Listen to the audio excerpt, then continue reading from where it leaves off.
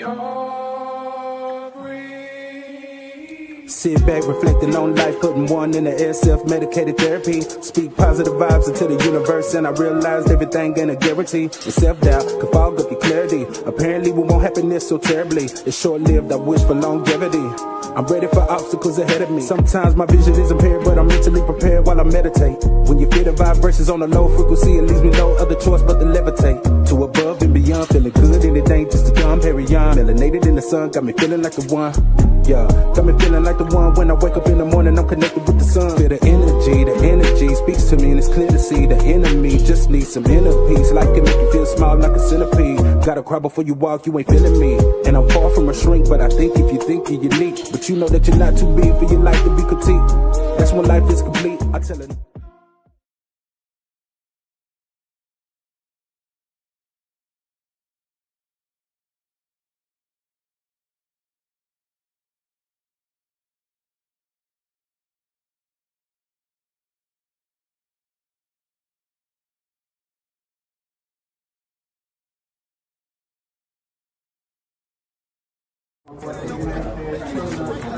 Big mate dad.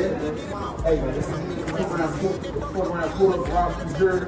They ain't got me frozen. Now come back, got niggas popping shit now. Say, you know, I'm gonna start on cold. It's getting real cold, you motherfucker. You know what I'm talking about? Hey, go fuck with them. They gonna get you right for the right price out there. Want to show you. Come in the mouth, I promise you to fuck.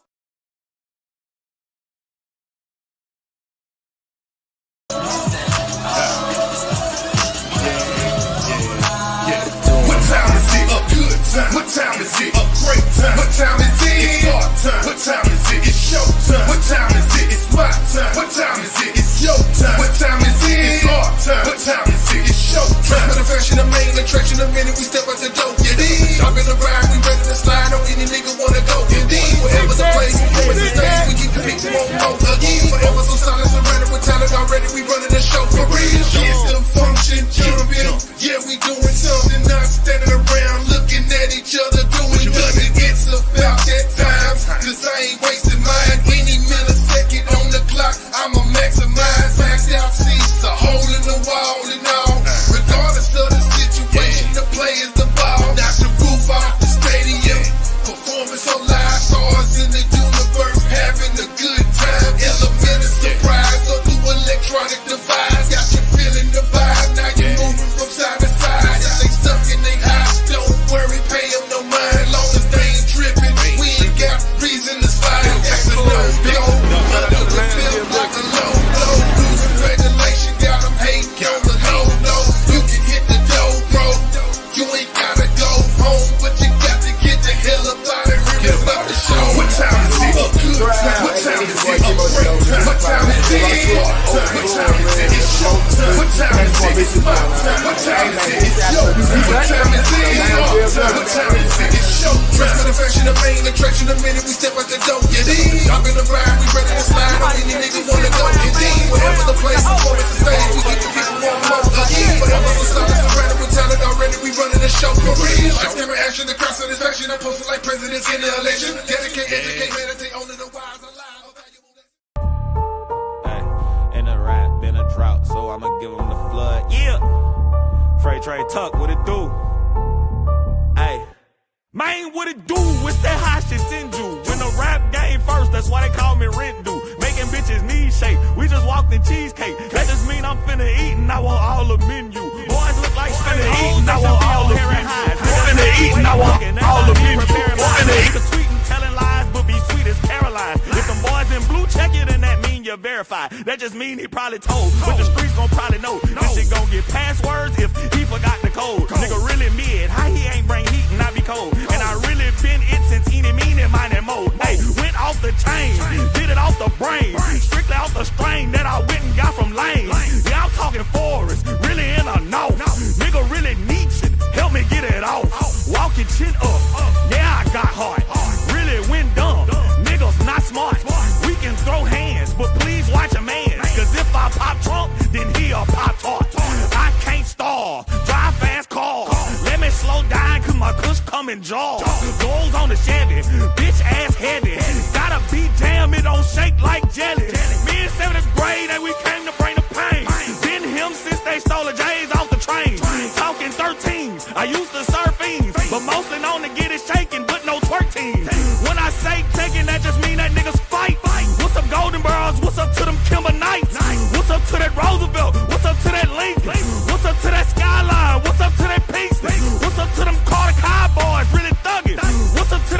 Hutchins? What's up to that Wilma Hutchins? What's up to that Maceo? Boys keep it trill.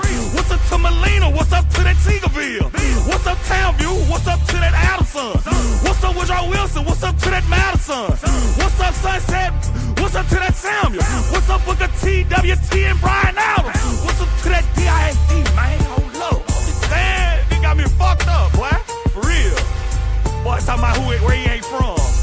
Bitch ass nigga, what school? Which one of them schools you went to, nigga? Yeah, you hear me? Hey, Jay got the Jag looking right.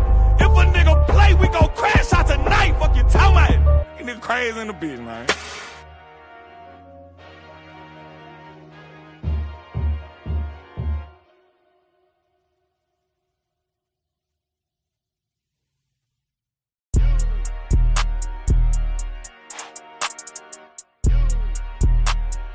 LOB crazy.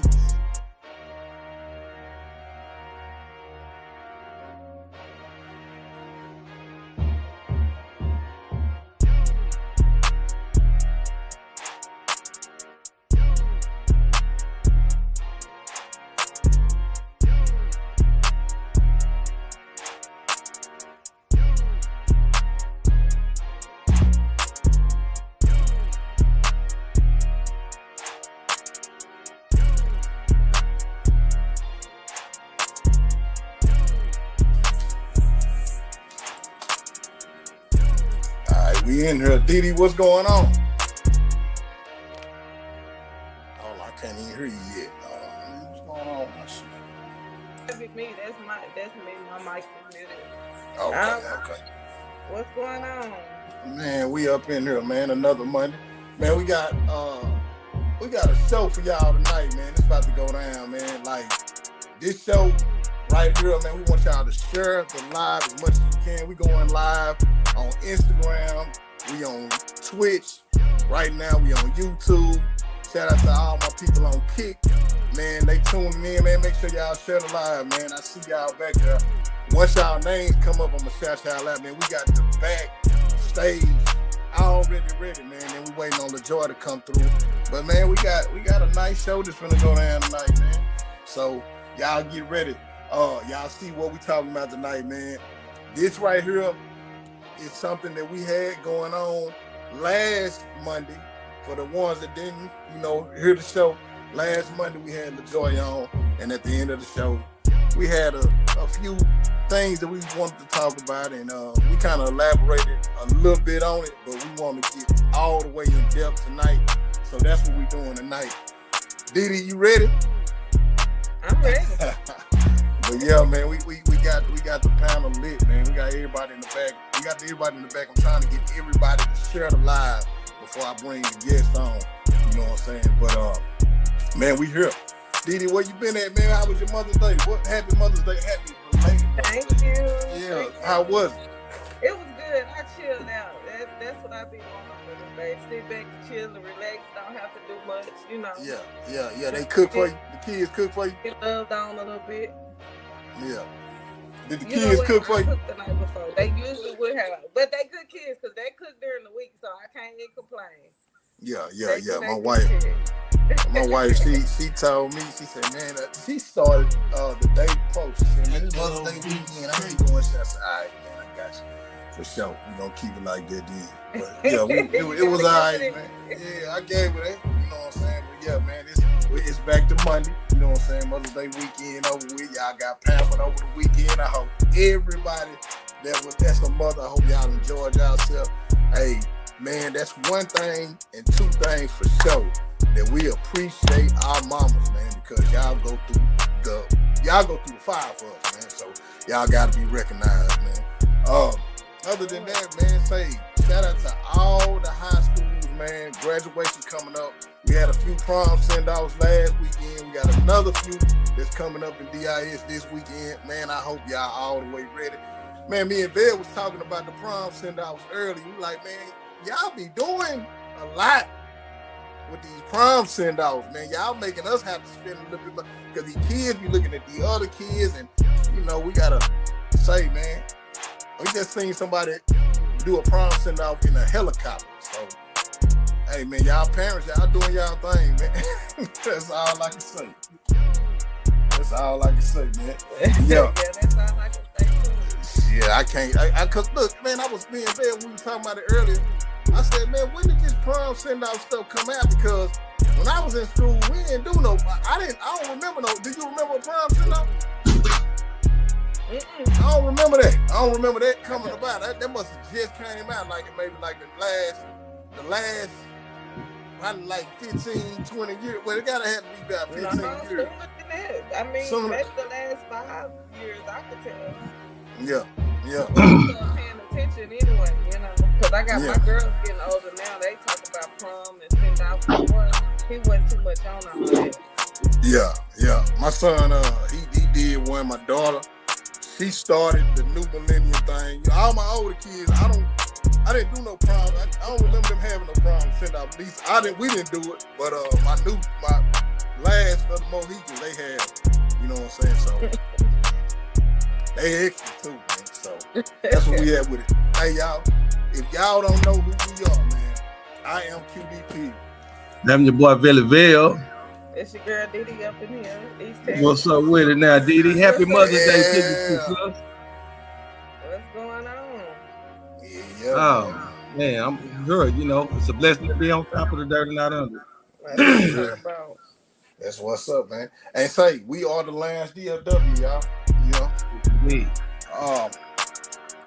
Tonight we're gonna be talking about does your LGBTQ lifestyle supersede your blackness? And we're gonna be having a guest speaker, LaJoy Johnson, on the panel with us, man.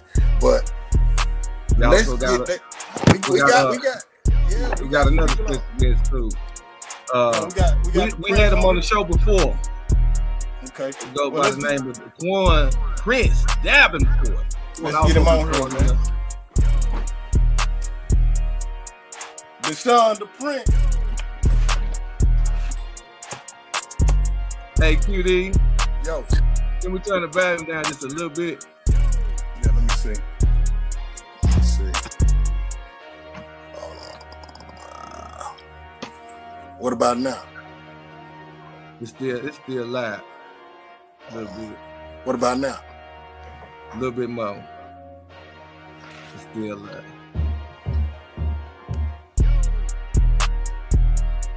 Just a little bit more. Okay, right there.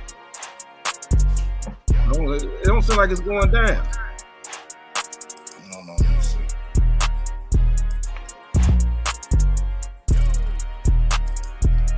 What about now? It still sounds the same.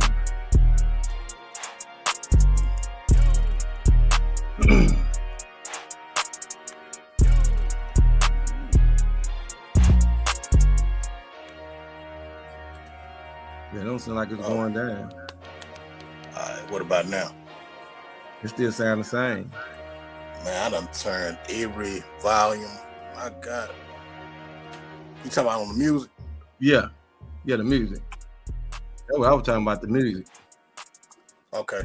Yeah. What about now? Yeah, it's low. It's low as hell now. You can bring it up a little bit. All right. It was just them highs, but yeah, man, we got a few guests, man. We got the Prince on here, man, and we also have Byron Hunter. Yeah, we got Byron on here too. Let me get Byron on here real quick, man. I gotta bring Byron on. Let me get him on here. Where he at? Yeah. Byron, you there, man? Yeah, I'm here. All right, yeah. Tonight we got a few special guests on tonight. We with the young lady we had on LaJoy. Last week, she's a real estate agent and a comedian. We end up segueing into something else, and it was so good, but we were short on time, and we started talking about the LGBTQ community because she's from the community. She's a proud bisexual woman. Y'all guys caught our show last week. We started getting into some things, and I felt that to have that conversation, it would be appropriate to have people from the actual community so they can speak for themselves on this topic. And tonight I just wanted to have a very honest conversation about, far as asking our brothers and sisters from the LGBT community, do their lifestyle supersede their blackness? And then on top of that, we wanted to ask, do our brothers and sisters feel like they get the support that they need and deserve from the Black community? Because we often heard that there's a lot of anti-Black vitriol that comes from the Black community towards the LGBT community. So I want us to have an honest conversation tonight, and I want our brothers and sisters from the LGBT community to be very open and honest and speak how you feel. And I want this to be a dialogue that we can actually build on and grow from. And starting with the good brother, the Quan Prince Davenport. This is my cousin, y'all. This is my little cousin, man. Love him to death, man. He's been on the panel before. He's been on the show before. Yeah. I want you to give you an introduction and tell people who you are, what you do. Let them know what's going on with you, sir. Again, it's the Quaylen Prince Davenport, not the Quan. Look at Get him right. Deep voice, look at that deep voice. Sounding like Lil Wayne over there. Sounding like Tucci. But no, what grew up in Oak Cliff. As far as the community, I was just talking just the other day. It'll be 20 years since I started as far as in the entertainment and doing the pageants in the community. I've held titles, but I've also built that brand, the Quaylen Prince Davenport, more than what it is on that stage. That's what I use when I do my filming for movies, stage plays, my book. Everything is built on that brand. So it's a little bit about me. Mr. Brian Hunter, would you like to introduce yourself and let the people know who you are, what you got going on with yourself? Introduce yourself, Byron. Yeah, for sure. Well, I'm Byron. I'm from New Orleans. I work in property management, and I also do modeling on the side as like a hobby. Been doing that since college. But other than that, I've been part of the LGBTQ community for most of my whole life. And I feel like, honestly, I get a lot of support with being inside of my own community and with the Black community. But I just honestly feel like my personality and my transparency, it's, how can I say this? Both of those kind of, it kind of holds weight to my Blackness, if that makes sense. Like I can stand on my 10 toes. When I walk in a room, my presence will be known, and my support comes from my my support system. It comes from my friends, my family, anybody that feels like they can be a part of my life and not just hate on it. Yeah. Okay. Straight on that, Byron. Like when you said that when it gives you more strength as a person with both. Elaborate more on that. To get a partner audience what you mean by it. Just go in depth. What I meant by that is that I personally feel like that I do what I have to do as a person. I still hold my ground, and I still have a lot of strength in myself from my past, from what I had to deal with as a younger child. Mind you, I'm 26 years old, so I have more life to live. But I feel like that whatever I went through in my past was made me stronger now, and whatever I have to go through now is just a stepping stone I have to step over. Got you. Didi, you got something for him before we go? Oh, she ain't on there. Is she on there? All right. I guess you know. But look, hey, I want to ask you fellas. Okay. Do you think that Black LGBTQ individuals are sometimes expected to be choosing between their sexuality and their culture. No, Not at all. not at all. Nah, Because our sexuality doesn't make our culture. Yeah. it We doesn't don't. define who you are. Yeah, it most definitely does not define who you are at all. Not. I don't know. I just feel like there's a lot of people in our black community that just have so much hatred towards us as being bisexual, being gay, just being part of the gay community in general for no apparent reason. Maybe they have their own skeletons they have to deal with in their closet, but I feel like the hatred is unnecessary. Yeah, I mean, because the two is really no comparison between the two. No comparison at all. At the end of the day, the lifestyle you choose to live, that has nothing to do with nobody else.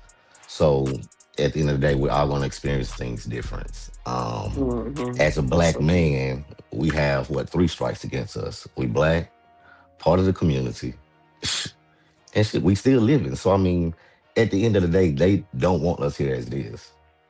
That is So so true. the only thing for us to do as a community, not only just the LGBTQIA plus community, but also with the black community. Yes, my family support me 100%. They've been to pageants, they've been to shows, they done all of that. So I have that support system. But when it comes to our black community, it's like sometimes I would say this as a man, if you're comfortable in your skin and you don't have no issues with your sexuality, another gay man shouldn't do nothing to you. Right. It should be no reason why you got an issue with them because they're gay. Right. What's your issue? Like I said, they got some skeletons in their closet. Not saying that they're a DL or anything like that, but they have their own skeletons in their closet they have to deal with that maybe feel like they being insecure or they want to just go ahead and have some type of hatred towards anybody else that's bringing more presence inside of their lifestyle.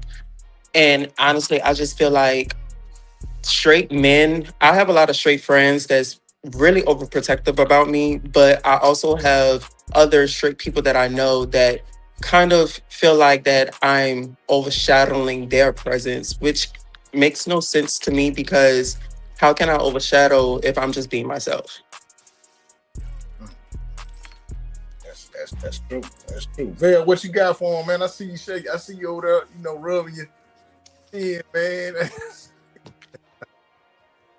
What you got for?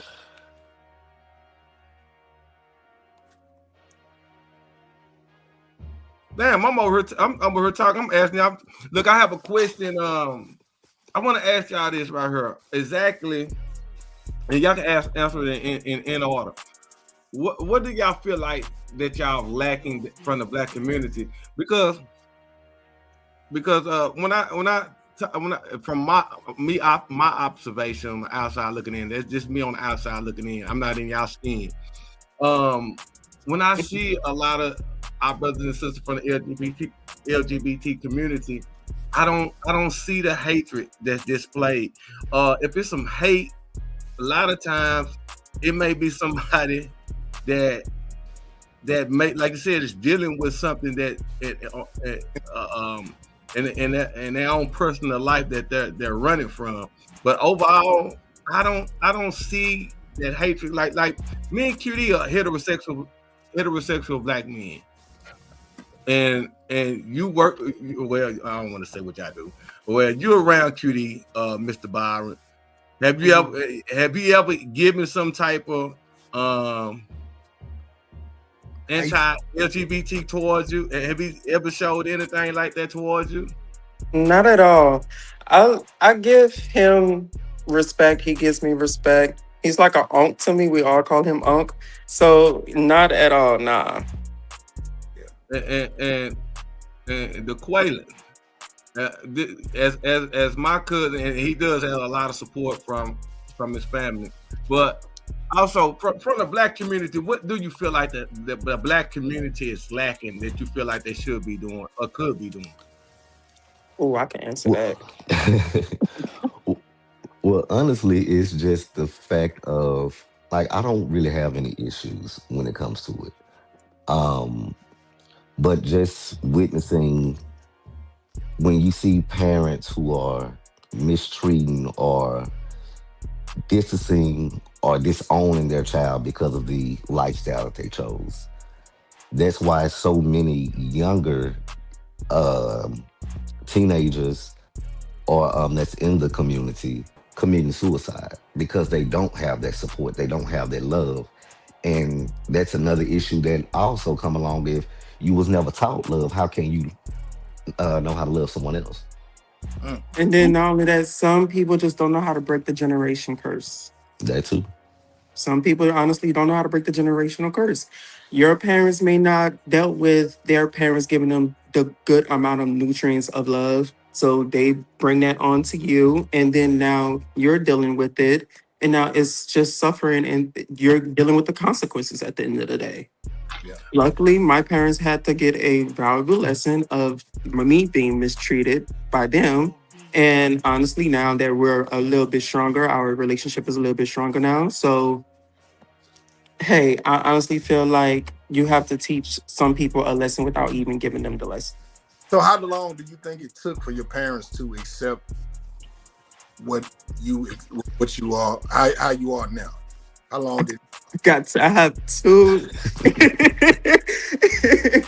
Especially your father. Like I want to know what. Now, my father, it took some time. I bought my first boyfriend around him last year, and he was very comfortable.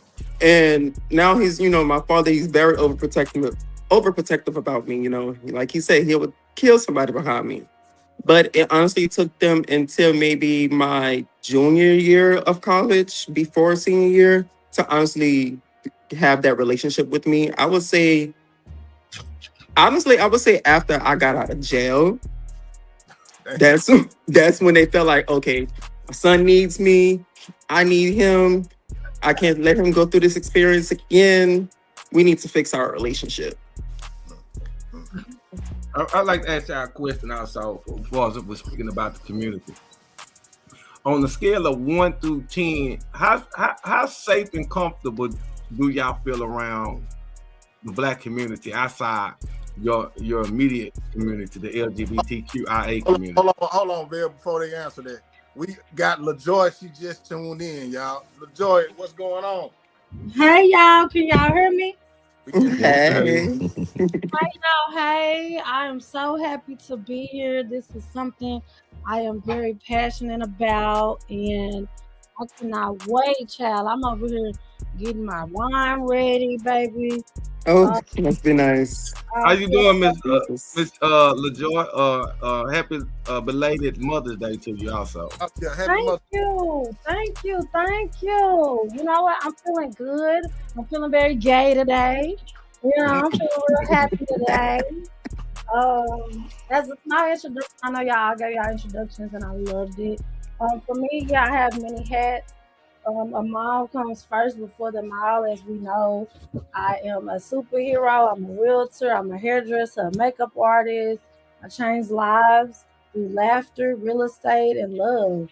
And I am a bisexual woman. I've recently renounced my letters, but I still love the community that I'm in. I will always forever be LGBTQ. And I'm here to always advocate for the letters that I don't even represent, but still a part of the community, as well as Black people. So for me, I just think it's funny, not being biased, but I do think it's funny that this is a conversation of do your gayness come before your Blackness, because it's never been a choice. And I think that with the Black community, they make it seem like this is a choice. So to piggyback on the question that you asked previously on what do we feel like how y'all Black community and our families and people around us can support us. And what we're lacking is understanding that being gay isn't a choice. It's a lifestyle. This isn't a hobby. This isn't something we woke up and said, give me that hard life as a flamboyantly gay person. This is something that we are.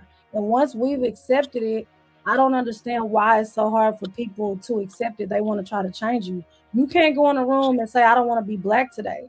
As much as people can act like they're another race, you are still that. And I don't ever feel like I've ever had to choose. But I do understand the hardships that come with the other letters that are not bisexual, that are not feminine like myself. So I do think it's tough because one thing that our generation before us, they look at gayness as a weakness, especially for gay men.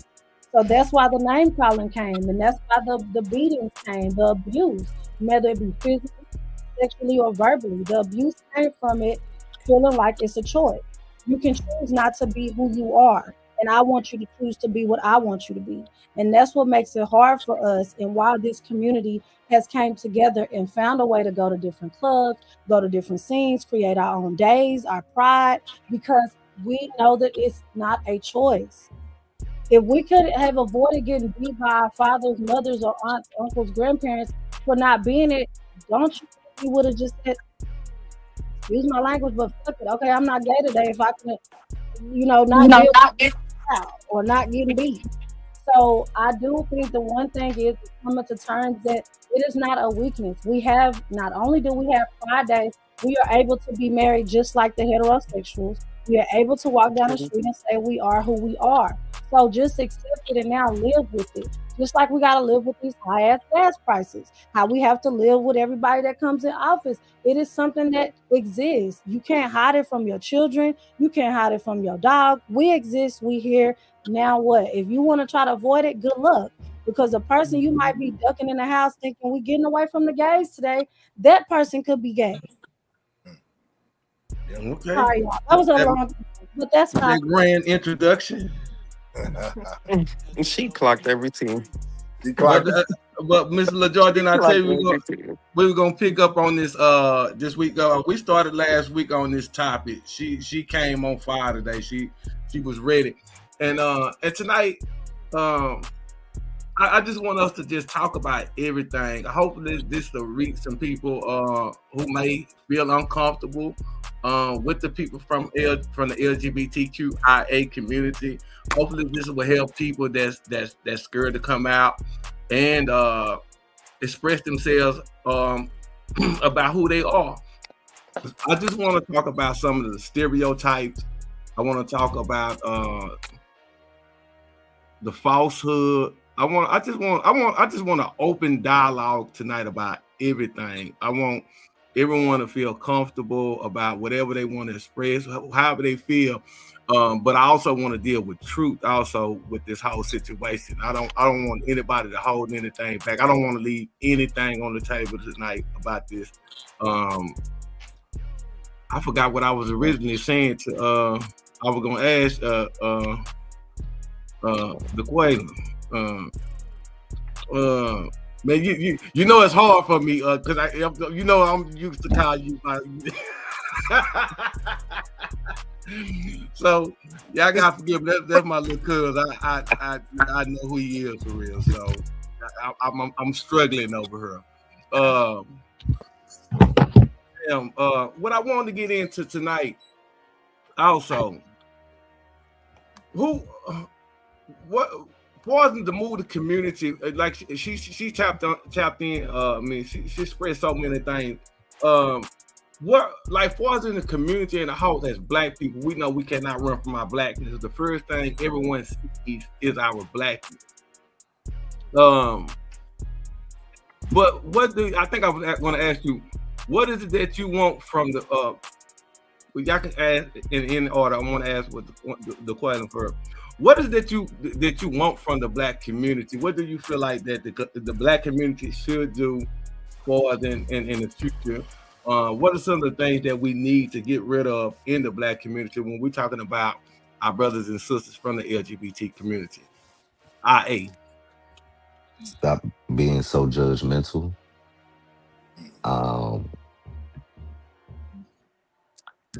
Get to know and understand someone from the community before you place judgment. How about that? I don't know if they're gonna do that. Right. I don't think they have the strength to do that. They don't. It's too much pride. It's too much pride. And a lot of people, not to cut y'all off, but a lot of people, they don't know how to let their ego. They don't know how to let their ego go. They don't. I'm tuned in, child. I'm playing this line, honey. Could you elaborate on that Byron about they don't know how to let their ego? What do you mean by that? I mean, as they got some people from our black community that just feel like they have to be part of a different community to be so hatred, to feel like, oh, they big baller, they can't stand this, they can't do this, they can't represent this. You may not be able to represent what we do as our lifestyle, but you still have to treat us as a human being. Right. I would like to So, elaborate on that too, Byron. I mhm. just want the black heterosexual people to not feel like because you support us that you are us. So a lot of people get that misconstrued that if you see a man that you feel like is very strong and heterosexual because he supports someone gay, that now he's gay or that he wants to be gay or that he's down low. So I Oh, think that's yes. very much misconstrued. Like just because you're straight friend is going to support his gay nephew, he gotta be for the gay. He gotta be gay. No, he's a supportive man who's very much strong in his heterosexuality and he's comfortable with who he is. And don't mean that because he supports something that makes him now that label. Yeah, that's exactly what happens. Exactly what happens. Like for an example, um the artist Queen Naja ex-husband had went to the rodeo with a gay male that he's friends with, and they all assumed that they was messing around with each other. No, they're actually real good homeboys. They be on TikTok doing lives with each other and stuff like that. They networking with each other. So why y'all just trying to put a label on this man if y'all don't even know him personally? Exactly. I think the black community has came to the point of now, like right now, with it being as broad as it is now. I think that the black community now is more acceptive of the LGBT community because, like, man, when I see anybody that's LGBTQ, man, that's their business. You know what I'm saying? Thank Like, I don't have no judgment on it. Like, I'm not. You feel me? But if that's what you do, like, man, say. Me, Byron, all us just went to the Ranger game the other day. I wasn't tripping out what they do. Had a ball. They were doing that thing. You feel me? I let them do that. I'm doing me. Look, I'm not part of you. that. Exactly. Thank I you. I told have, Oak, listen, and I told Oak, I said, I'll be right back. I'm about to go find me a man. And I And let them exactly what he did. Let me go do what I have to do. I'll let them go do them. But hey, man, Exactly. And I appreciate that because it is tough. Like it's tough to find the support that doesn't come with the consequences. And I just can't stand the fact that when people talk about gay people, that it's like an ick for them. Like they automatically think about what we're doing in our bedroom. If I look at a heterosexual couple, I'm not thinking how he hitting it. My mind is not how is that working in the bedroom. Why do y'all always look at us on how we getting down with our partners? I think that is very weird, very disrespectful, and TMI. Like I'm not gonna ask you how you doing your wife because you got this is a real podcast. If I see a big man that's looking pregnant, I'm not thinking how he getting up in there. If I see a man with a little weenie with a little print, I'm not thinking how his woman getting it. My thing is, why do y'all automatically go to that? Why you with that woman and what That's y'all be not doing? funny, but it's funny. It's true. Y'all would really look at it like, oh, God don't like that. He wouldn't want another man to devour another man.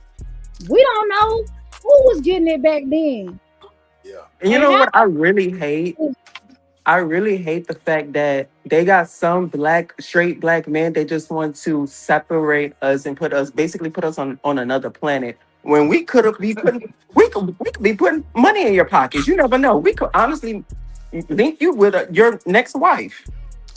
But some of them are also living a double life where they're over there with these trans women and all Yes, this they different are. stuff.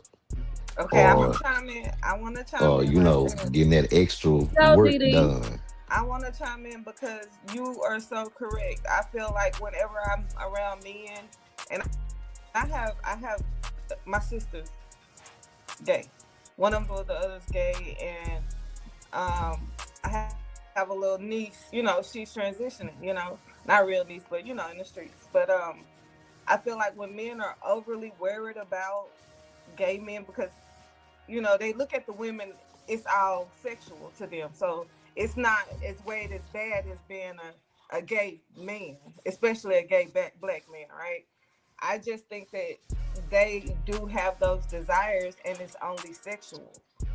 And Can they y'all see don't me? know how to bring that No, out. you ain't But black. I was in this little group and this young guy, handsome as hell, handsome, tall, over 6 feet. He was like, "Yeah, I'm bisexual. You know, I'm looking to have fun." And I'm like, kudos to you for even giving a woman that choice, for you not having to live, be down low towards her. I think it needs to come out. That will help the black community as well, because we know we have a lot of issues Very with true. egos, how gays are dying sometimes when they misrepresent themselves, but if everybody could be themselves, we'll be better as a whole. Now, I have seen gay men advocate for black women more than straight men. Oh wow. Thank you. Oh, I'm so I've, sorry. I've, I've came We across that a go whole down lot. there on And this. I'm just like, even with the whole bathroom thing, I see this gay man, he's like, "No, I'm not," and dressed up fully. I'm not gonna go in no bathroom. Might be some little girls in there. Then you have some that like, "Well, I'm gonna go use the restroom." But if it, as a collective, we all know those are children, right? Mhm. But let me ask you this though. Let me ask the whole. I'm glad you said, because I'm gonna ask y'all a question in a minute.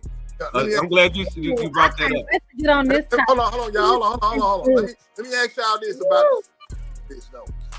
Do y'all, as the LGBTQ community, do y'all have alphabets that y'all don't want to represent y'all as a whole? Because this is gonna go deeper than if this answer. No, this is one because we're gonna go. We warming up because we're gonna have, like I said, we're gonna have a real conversation. No. We It's don't no look at what letters to It's take one out of the word community. black. We don't say black. Oh, I want to take the L out of black. Let me take the A out of black. No, I'm not taking it out because we're a community. And because it's so hard, especially, I'm sorry to say this, but there's a tier for me. I look at it like a pyramid tier. Who has it the hardest? Trans people, directly under that, flamboyant black men.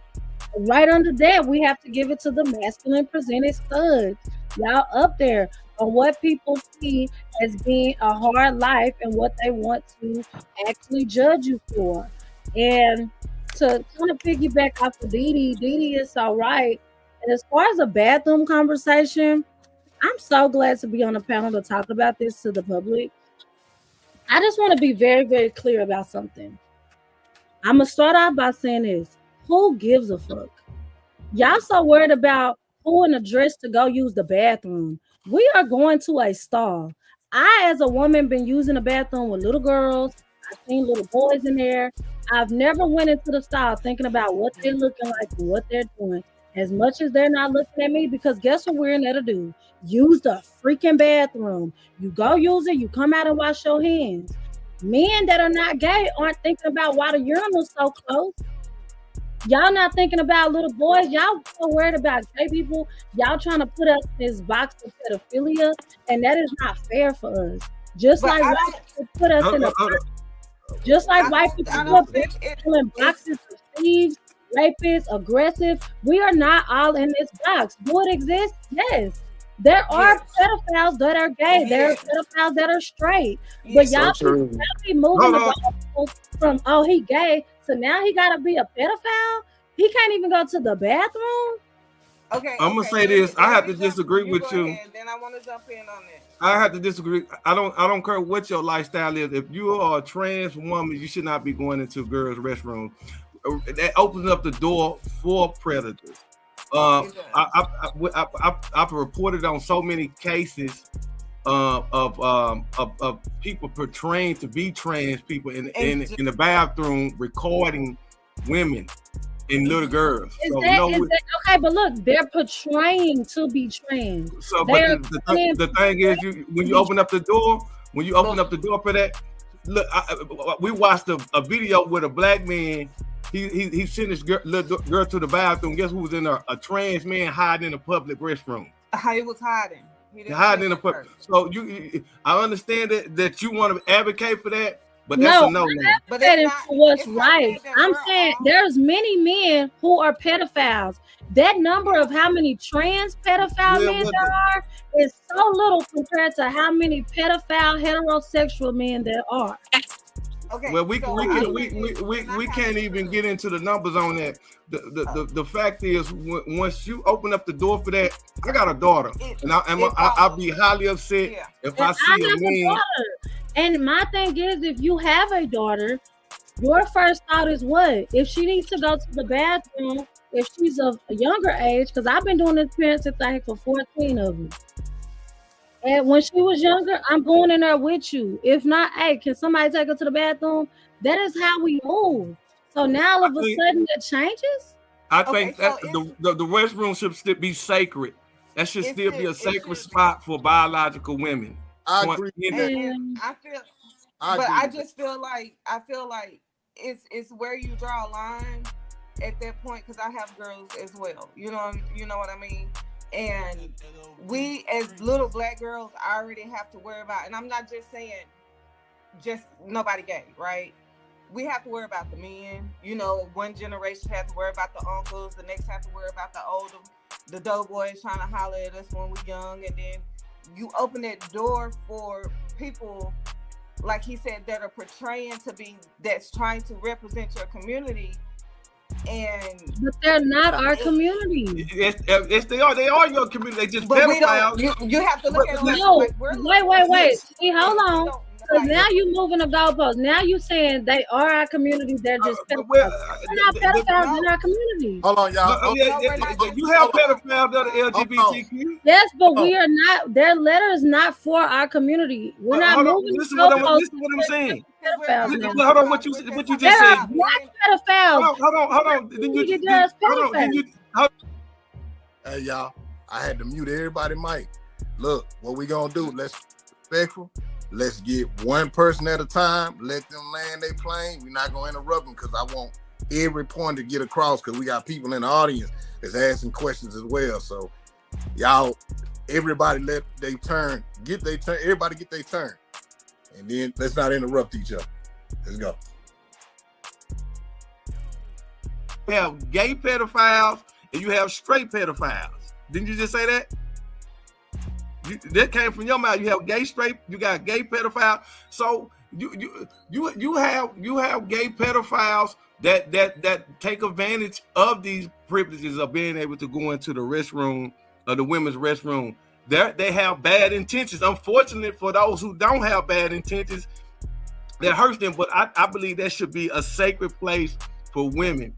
If we have brothers and sisters that are all the LGBT community don't feel comfortable going in the bathroom, we need to create a separate bathroom for them, because I think we have to protect women. We can't say that protect our women, because if something happens, the first thing they're gonna say, protect our women. So the best way to protect women is to leave that spot sacred for biological women. That's just I'm landing my plane on that. Yeah, go ahead. Yeah. I mean, I agree as well. At some point it has to be something separate, because we don't want just men coming in the bathroom with our daughters, right? So because of the fact that I feel like black women, black girls are the least protected. Just like you said, we have to protect us, but we're the least protected. So there has to be a line in between the two of, like, my sister not about to walk in no men's restroom. You know what I'm saying? Right. My little play niece, she not about to walk into the girls' restroom. But that's her choice, and she's definitely part of the community.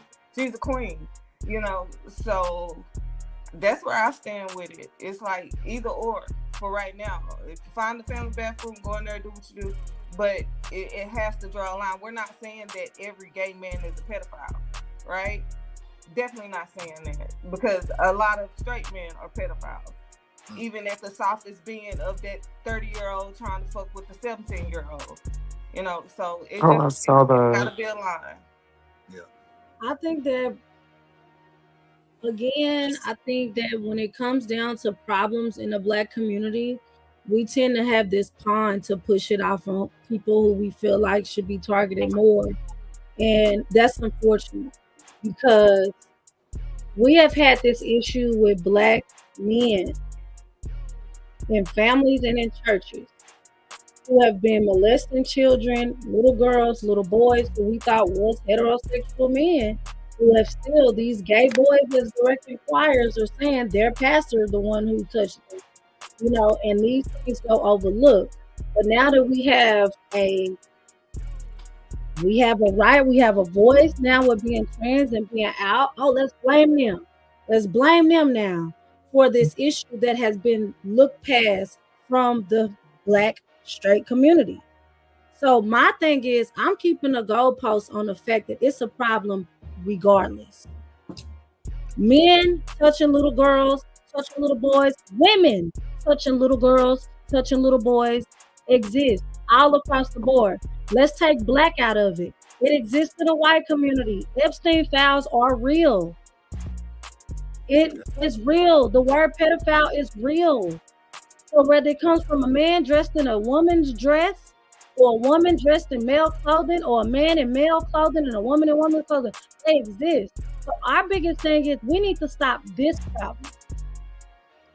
Now, if we're going to the bathroom thing, we're going to all agree to disagree on that, because my thing is, I go to the bathroom to use the bathroom, put my perfume on, put my lipstick on, and I'm not thinking, oh, is it a trans in here? Because honestly, it's not just about accepting it. It's just the fact is, this person just wants to use the bathroom on where they feel comfortable. I am a woman. I am a hetero. I've been in men bathrooms. Matter of fact, I'm going to be honest with y'all. Today in the gym, I went to a man's bathroom because the women's bathroom had a line. I would be quick to go to a male's bathroom. And it's not that I'm going to feel like I'm going to be exposed or be mistreated in it. I just need to use the bathroom. You're speaking from an individual standpoint, but as a collective and whole, that's not a safe idea. That's not ideal to He do. talking. He's muted. Who's talking? Who's muted? Hold on. Who's muted? Byron, you was muted. Who was muted? I can't hear Byron anymore. Byron, you muted. No, can y'all hear me? Yeah, We can hear you now. I was saying that Lavelle was muted and he was talking. He looked like he was talking. Okay. Oh yeah, I can hear him. Right. I can hear you. I want y'all, the Quaylen and Byron, as y'all being gay men. How do y'all feel about trans women using girls' restroom? Do y'all think that it's okay, or do you think that it should be reserved and it still be a sacred spot for biological women? I would say when it comes to it, either way, but just to keep down confusion and false claims on, oh, little Susie was in the bathroom and they tried to do this to little Susie, and it's a whole case based off of lies. To prevent all of that, just make it to a point where it doesn't look like it's segregated, but of course, everyone can be comfortable. Mm-hmm. Yeah. Byron, you on the same? He muted. He muted. That's and I'm with you on that, man. I'm with Lavelle and Didi on that. I gotta say, LaJoy, I mean, you know, that's your opinion, but I gotta say this, man. I cannot accept that for being righteous on my end, because, man, I was at the movies. I took my granddaughters to the movies. I got a lot of granddaughters, man. They little. So I took them to the movies, man, and they wanted to use the restroom. Mm-hmm. I let them all go to the restroom, man. All of them, they from 8 all the way down to 4. I can't go in the restroom with them, and I didn't want to take them in the male's restroom. So I let them go in the restroom by themselves. You know what I'm saying? I can't see a trans man going in the restroom while my granddaughters are in the restroom. It just don't seem right. Like, it's not right to me. You feel me? And I think that, like Prince said, man, it'll eliminate confusion. I have a question though for you, Cutie. Yeah. Is this just a trans thing, or is this just a gay person that you see as gay, period? Like, would you also feel like that if you seen a stud go in after him? No, I wouldn't feel that way with a stud going in there. I wouldn't, because she really, I mean, at the end of the day, she's still a woman. I mean, she's still a woman. That's still her sacred spot, regardless of her lifestyle and her adjectives that she's using. Okay. I'm a trans man still. Well, I have another. I meant to say pronouns. I'm sorry. So I have another question. If you had some grandsons and they were going in the bathroom and a trans woman was going in there, would that still be a problem because he's a man? Yes. Problem. Yes. But he's going to the man's bathroom dressed in a woman's outfit. I thought you talking. How can he win? Well, but the thing, it wouldn't be a problem because he's allowed to go into that restroom. If my son is a little boy, I'm going into the restroom with him anyway. It's not just for no train. It's for it can be men in there that I don't want my son to be subjected to something that he don't. They don't even have. It can be a regular man. I'm going in there with. That was my point from the beginning. My point from the beginning is when we have children, we go to the bathroom with them regardless. That was my point from the beginning. I can go in the bathroom with my granddaughters though. Like I'm a man. No, but that's why I said I made another point to that too. I said, and usually if we can't, we usually have someone go with them. Or in their group setting, they are going together. So that was my point from the beginning. You know what I'm saying? It wasn't nobody that everybody was in the movies. We got out and I had to take I couldn't take them. Yeah, I mean, because we don't feel comfortable taking our daughters into a restroom. I don't been in the restroom when a man done just whipped it, and some of the stalls don't even have private settings. You know what I'm saying? So you don't want to subject your grandbaby to that. You want them to be able to feel comfortable. I can get a stranger woman say, "Could you just watch her when she go in the restroom?" Right quick, because I've done it a couple of times. A woman, I find me a good old black woman, somebody that looks like they a safe person, and going there and with my daughter into the restroom. You know, we can feel people don't look safe, but old people look safe. Not necessarily, it ain't got to be old. But it's just like I'm just saying though, my whole point in the beginning is what you're saying, Lavelle, that was overlooked. That we are always taking our children to the restroom regardless, because people are whipping things out and they're in their right restroom. A grown man can whip it out in front of your son because he's in the bathroom and he can't be gay. He's still whipping it out in front of your son. But at the end of the day, I can't stop that gay man from going in that restroom. He in the restroom where he's supposed to be. Well, we're talking about my daughter. Like, say, for instance, I have to have somewhere for my daughter to go to the restroom. I done seen men take their daughters into the men's restroom. Unfortunately, I had to do it one time to take my daughter into a men's restroom. There's a difference for urinals. Women's bathrooms don't have urinals. We have stalls, so everyone's in their private setting. So I just want to understand, it's different from women to men because we're not whipping out our titties out and open. We have a stall to do any business. So if a trans woman came in there, she's going into a stall. They're not whipping it out for a urinal. Alleged transfer, because we getting too many of these stories with predators dressing up like trans people, and of course sometimes we have people that are actually trans that are perverts. That's just the reality. And just to protect the women as much as possible, let's just alleviate that problem and either create a special restroom for them or just keep it like it is. I think it's overbearing. But I want to, since we're talking about kids, how do y'all feel about kids taking gender affirmatory? I feel like I came out I knew I was into women in elementary, girls in elementary, and it wasn't a phase. And so if someone knows that they are a part of a community, then we all about safety of all places. Just like we do safety with our heterosexual children. It's about not that you like girls, not that you like boys, being safe around them, not just be kissing all these boys and not exposing yourself and not being exposed. It's a safety to it all, and all about just letting them know that it's a safe way to do it. As far as like doing the transitioning at a young age, for me, I will say that's where it goes a little bit too far, because I think that once they know that this is who they are, I want it to be a choice that they 100% are on the line with. However, I also look at it like your frontal lobe has not fully developed. But if you strongly feel that you are in the wrong body, what is it to me to support that? Like, Okay. I support that my son feels like he wants to be a girl, he wants to be a princess. Okay, I'm gonna support that because my love isn't based on what clothes you're gonna wear. For me, as a parent, if my daughter comes to me today and tells me she's heterosexual, she said all the time, people think because you my mama and you gay that I'm gay.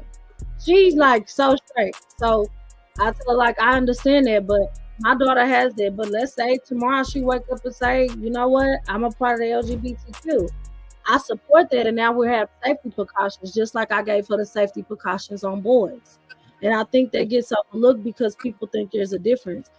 Let It's me not. chime in on that. Sorry to cut you off. Let me chime in on that. You know Mhm. what I really hate?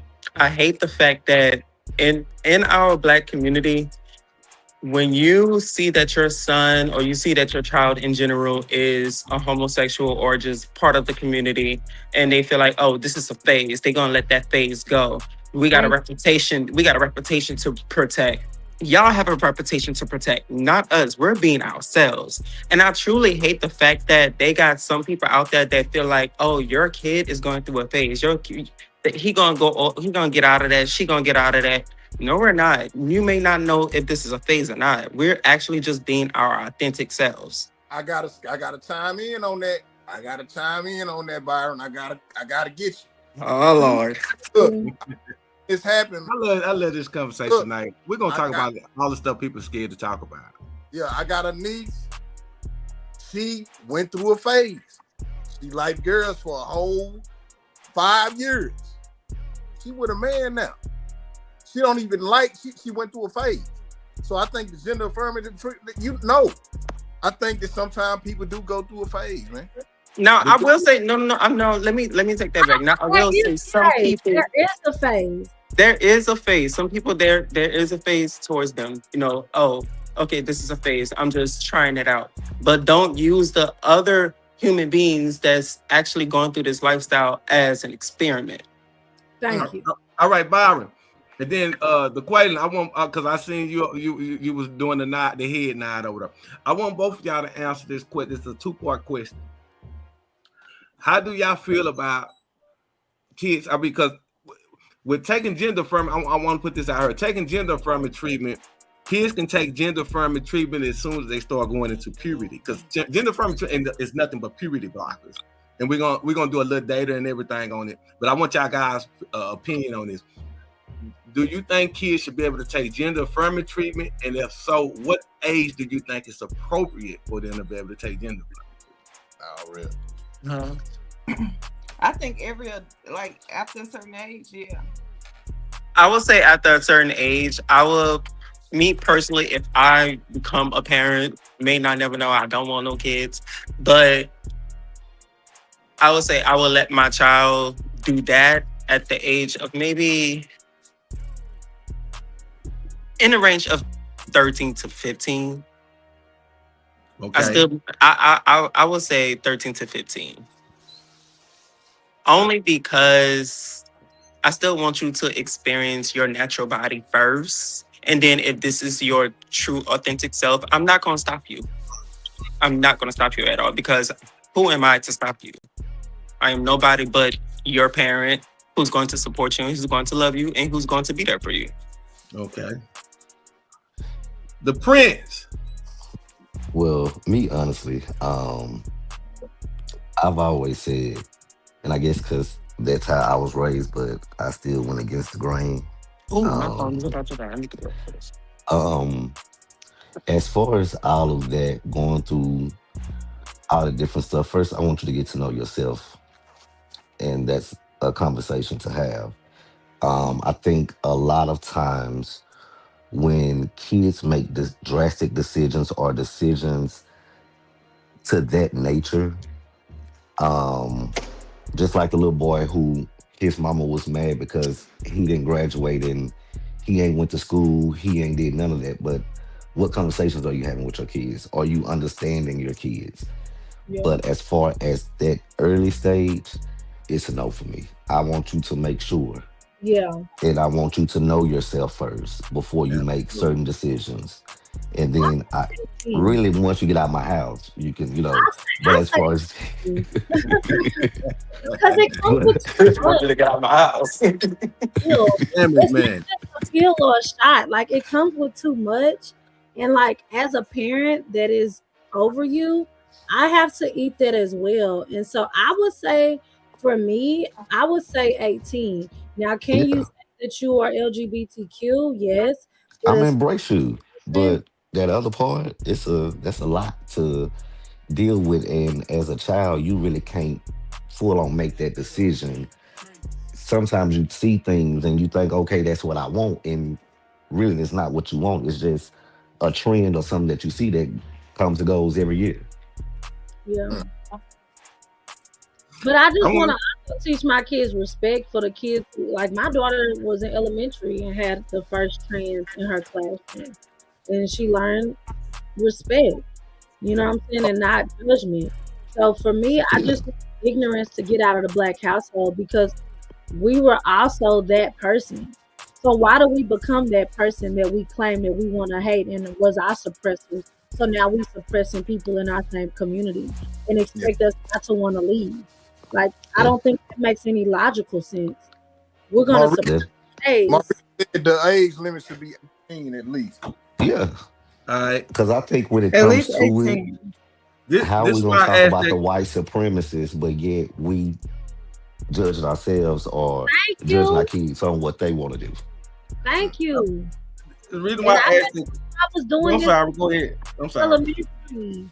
And I mean, I did renounce my letters at 31, but still, I knew who I was. And Yeah. I didn't like hearing that someone was telling me that who I know I am didn't exist. It was just like Kunta Kinte getting whipped to say his name was Toby. I am who I am. Hey, LaJoy. So right now you just okay. So right now you're back dating the opposite sex, right? Kinda. I've been talking to trans too, though. Okay. The reason why I asked that question. Oh, I'm sorry. Go ahead. I'm sorry. I ain't mean to cut y'all, Miss. You good, you good, you good. Go ahead. You were finna say something. I don't want to kill you training us out. You were saying about you dating Someone myself. commented, his name is Cameron. He said, I have 5 kids. I can't do no gender affirming until you at my house and you can pay your own health insurance.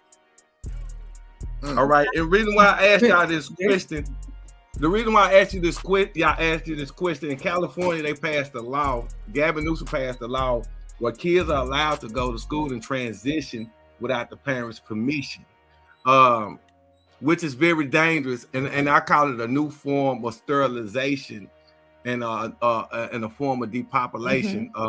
And I feel like black kids are going to be targeted by this.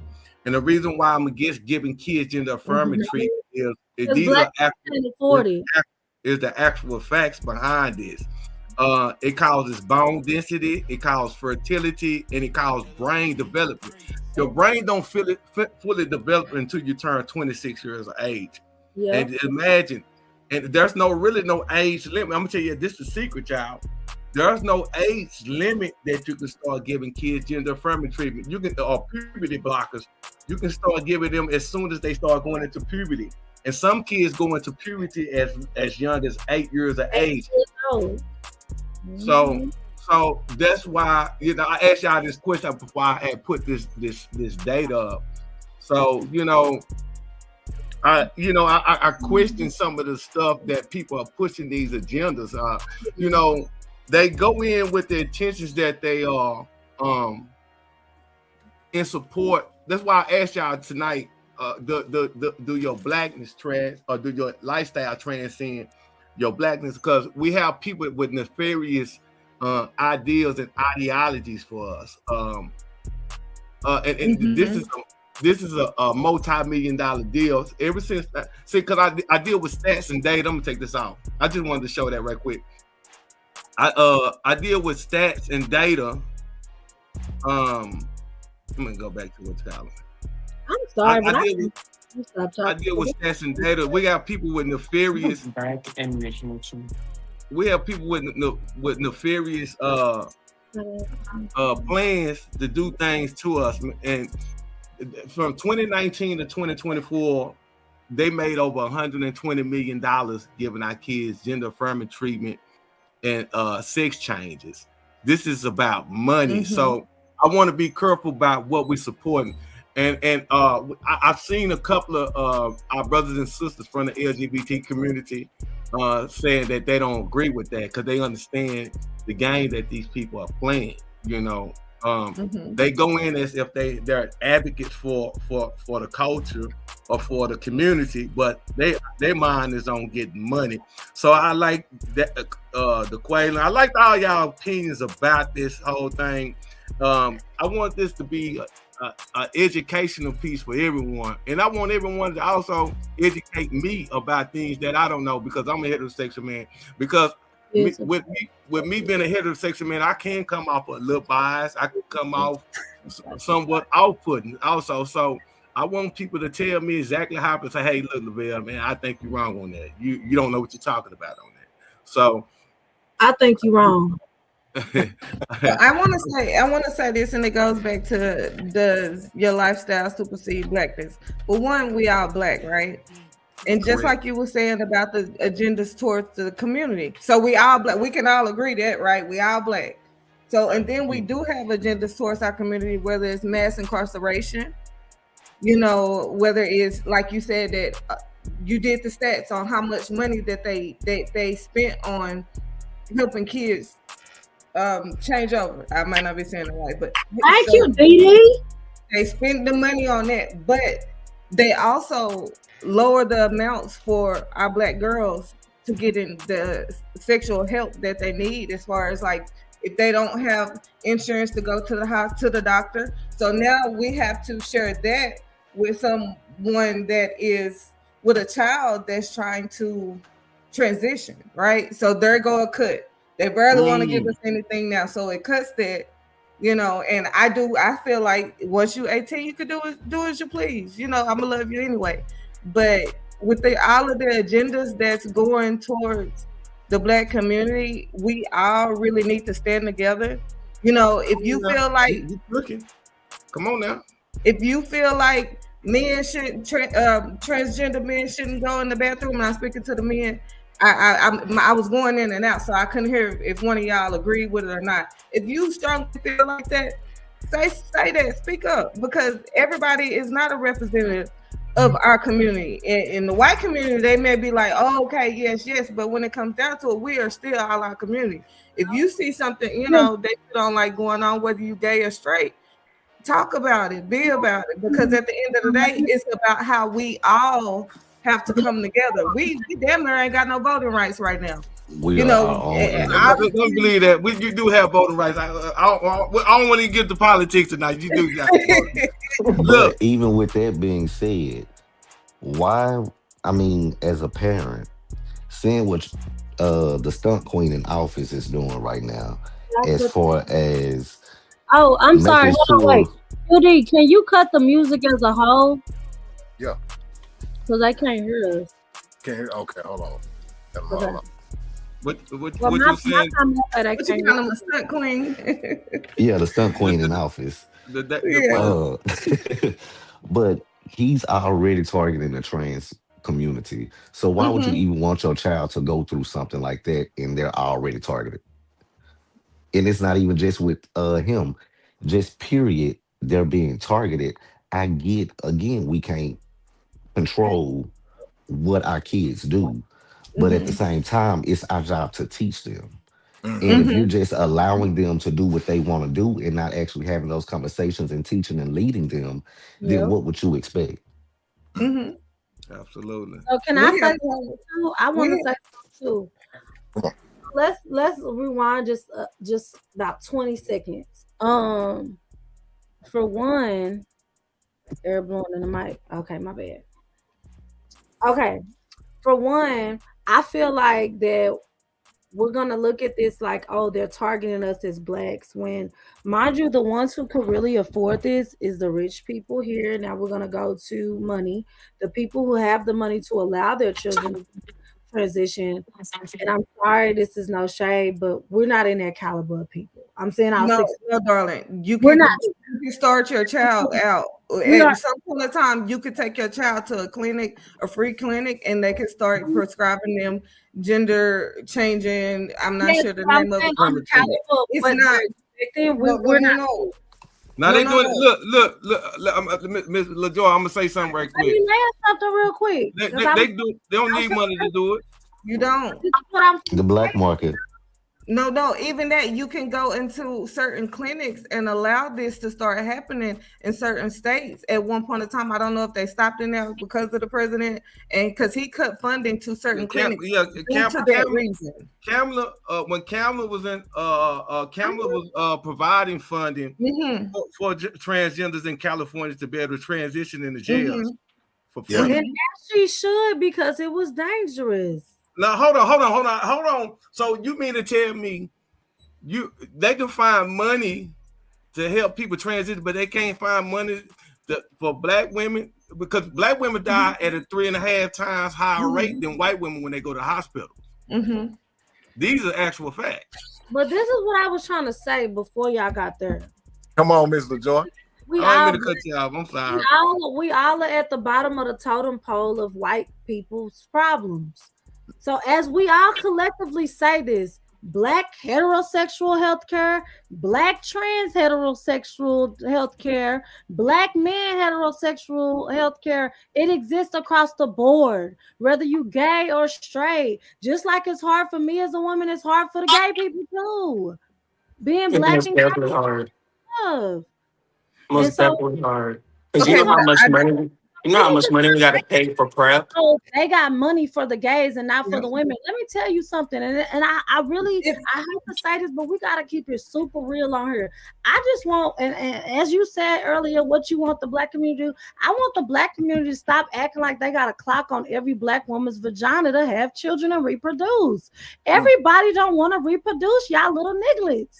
But it's not saying that it's not separating the fact of it's money for the gays or money for the people. But a lot of the black women don't want it anyway. Some of us can't do it anyway. We have women who just can't have kids and just don't want them. So we have to stop acting like, oh, they're trying to stop us from reproducing. The reason why he want to transition is because he don't want them. Because she doesn't want. I got a couple people. I got a couple family that's me, and I got friends that have children. But what I'm saying is, when you go into the free clinics, when you go into the places that are federally funded, at one point in time, those funds were letting young boys go and young girls go to use them, get the funds to transition. It's not either or. Took away abortions when they stopped letting people go. Listen to the plot scheme. Listen to the plot scheme, though. Now we have a president that is act like he is totally against gay and this and that. So guess what? Guess who he targeted? Our neighborhoods, right? So guess who he's also cutting? Our kids' fundings, our people's fundings that don't have jobs to get on. They have insurance to go to the doctor and get these free services. He's cutting it because of the fact that one thing, right? Well, Didi, I have a Kamala question. is letting people Didi, I have a question for federal funds. I have a question for you. What's the question? Is he the only one? What you mean? Is he the only one? It's just started in the last 8 years. Only one? What you mean? No, Kamala let it happen. You said we have a president who cut these funds because of these reasons. Was he the only one? This is not something that just started yesterday. Let me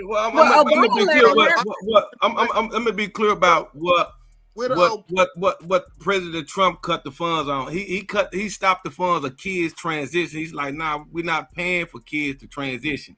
That's what he stopped, kids transition, and he also stopped taxpayer money for us. And like, why is we paying for people to transition in prison? You know, which it doesn't make logical sense when we have so many.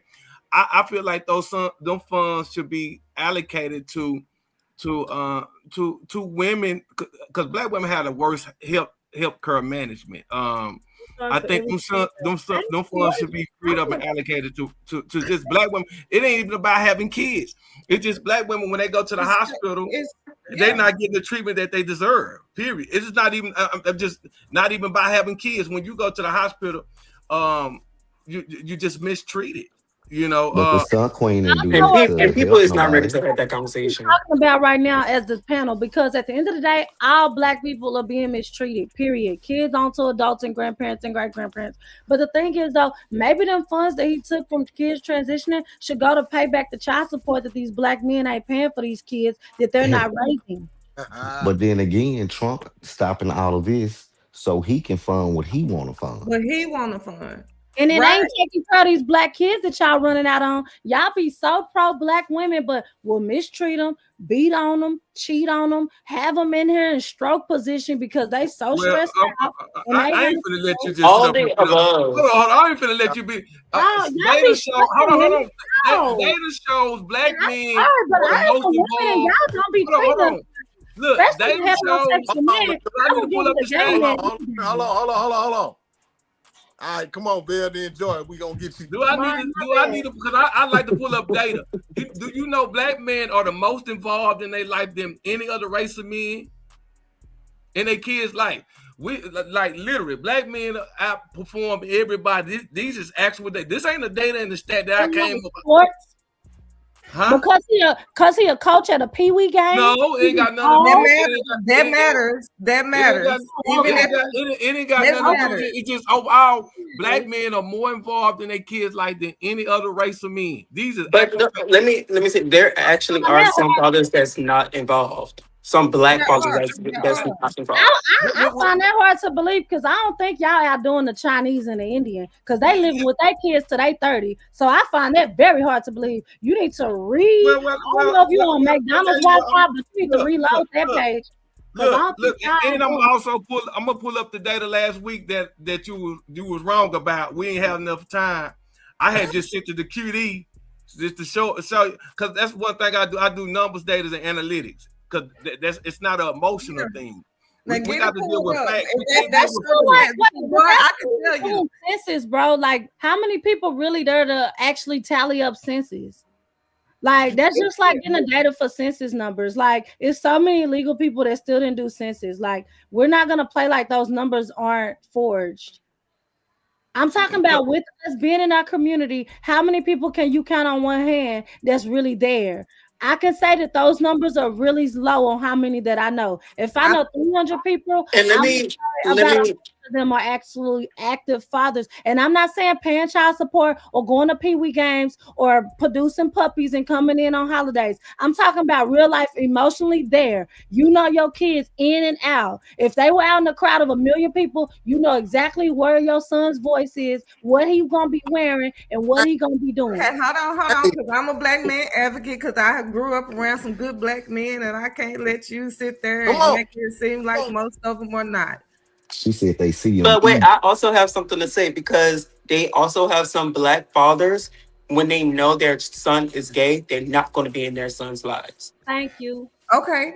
But I have some gay friends that have children that are very much so in their lives. So it's always a scale.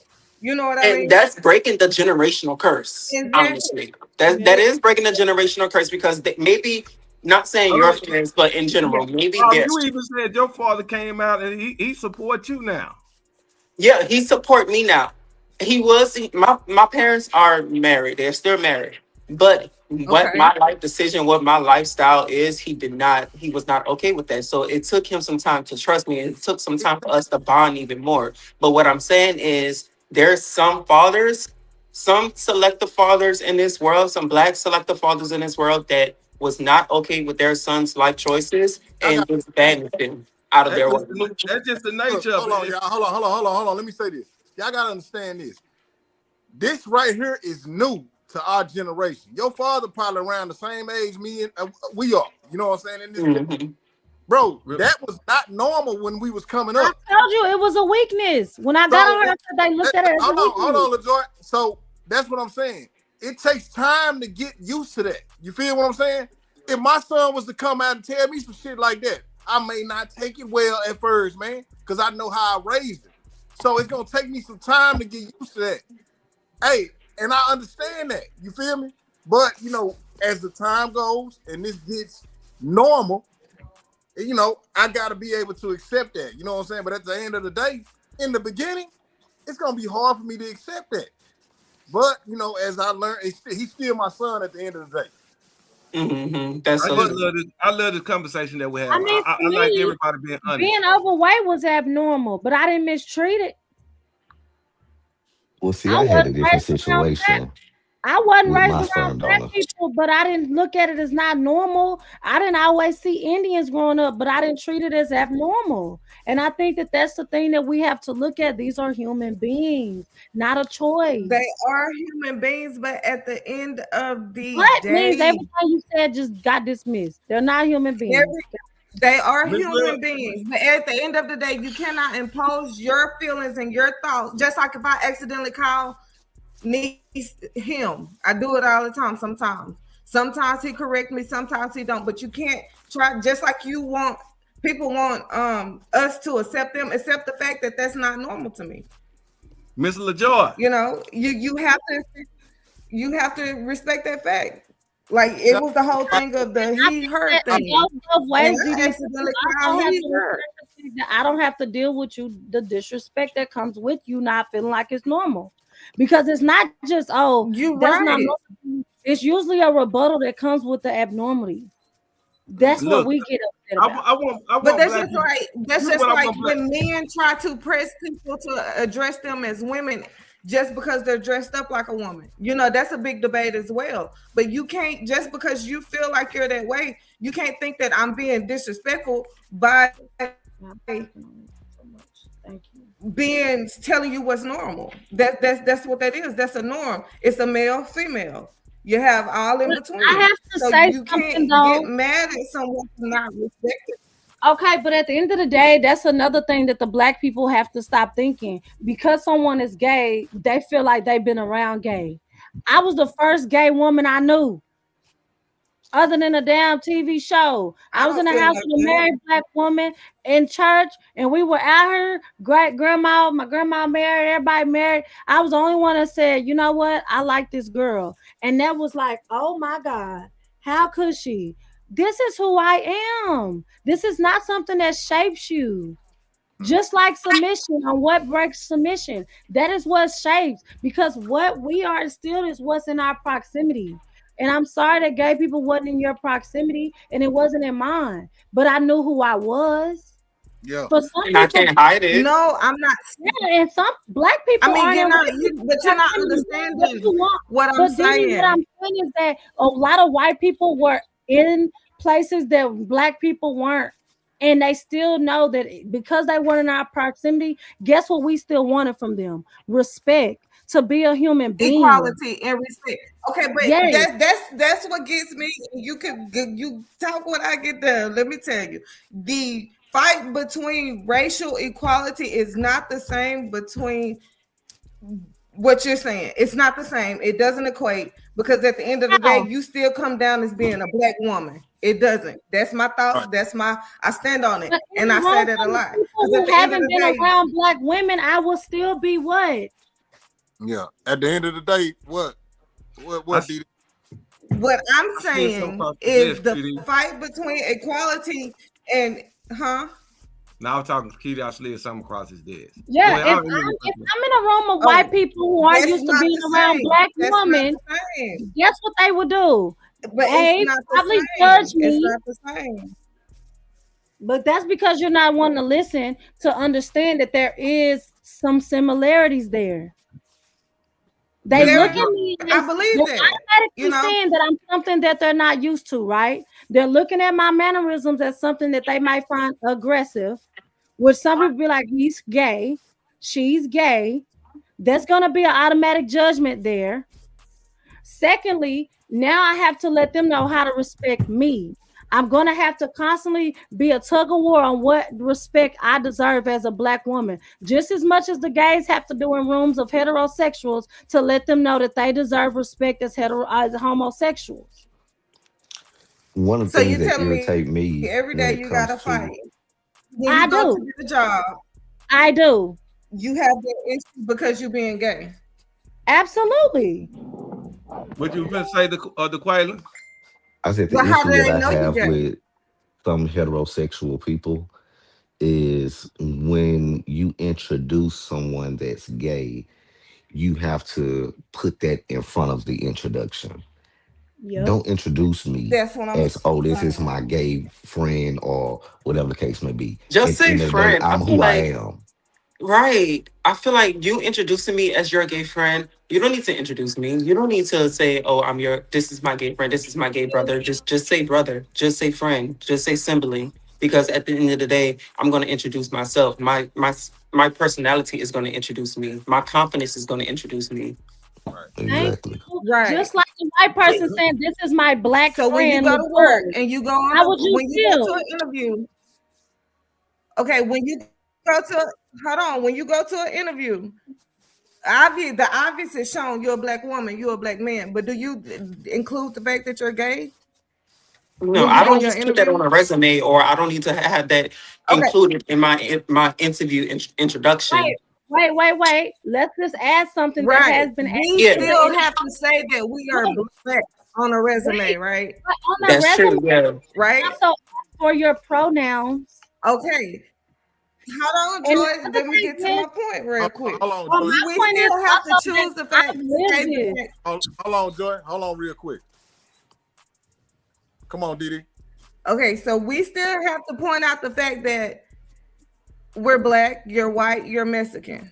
The obvious is shown when you're going into the interview. So that if he goes to interview with me, like he said, his mannerism, his self will show what he is, right? But when I come in front of him and he's interviewing with me, all I see is a black man.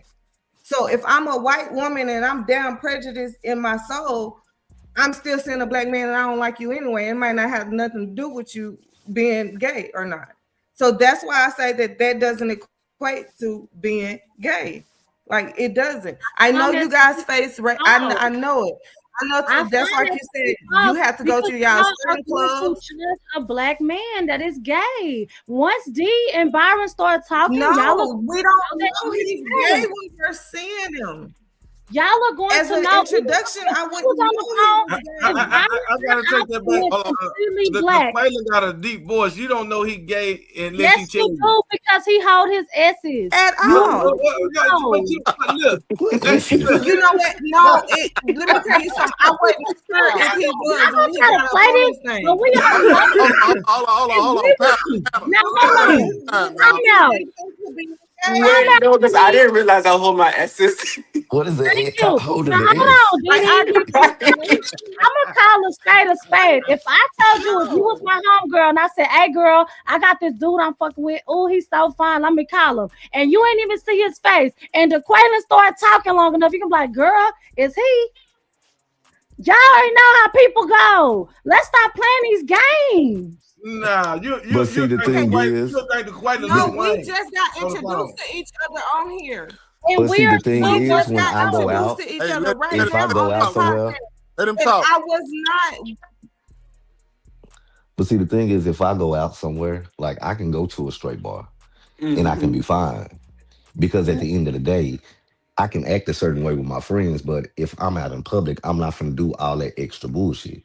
Exactly. I'm And gonna I go can there and, attest to and that. no shade, Look, baby. Okay. But hold I on, know how And you I can holding your attest to that. S's. My cousin done been around me But with you're my in homeboy. that No, community, baby. So you nobody know. knew he I was didn't gay. know. They didn't know. No, I Look, didn't when he came on. they look. I have to disagree with you on that, Miss LaJoy. My cousin done been around. He done been around me and my homeboy. They didn't know he was gay. Well, that's because he wasn't comfortable enough to show his It ain't. flamboyant side, sweetie.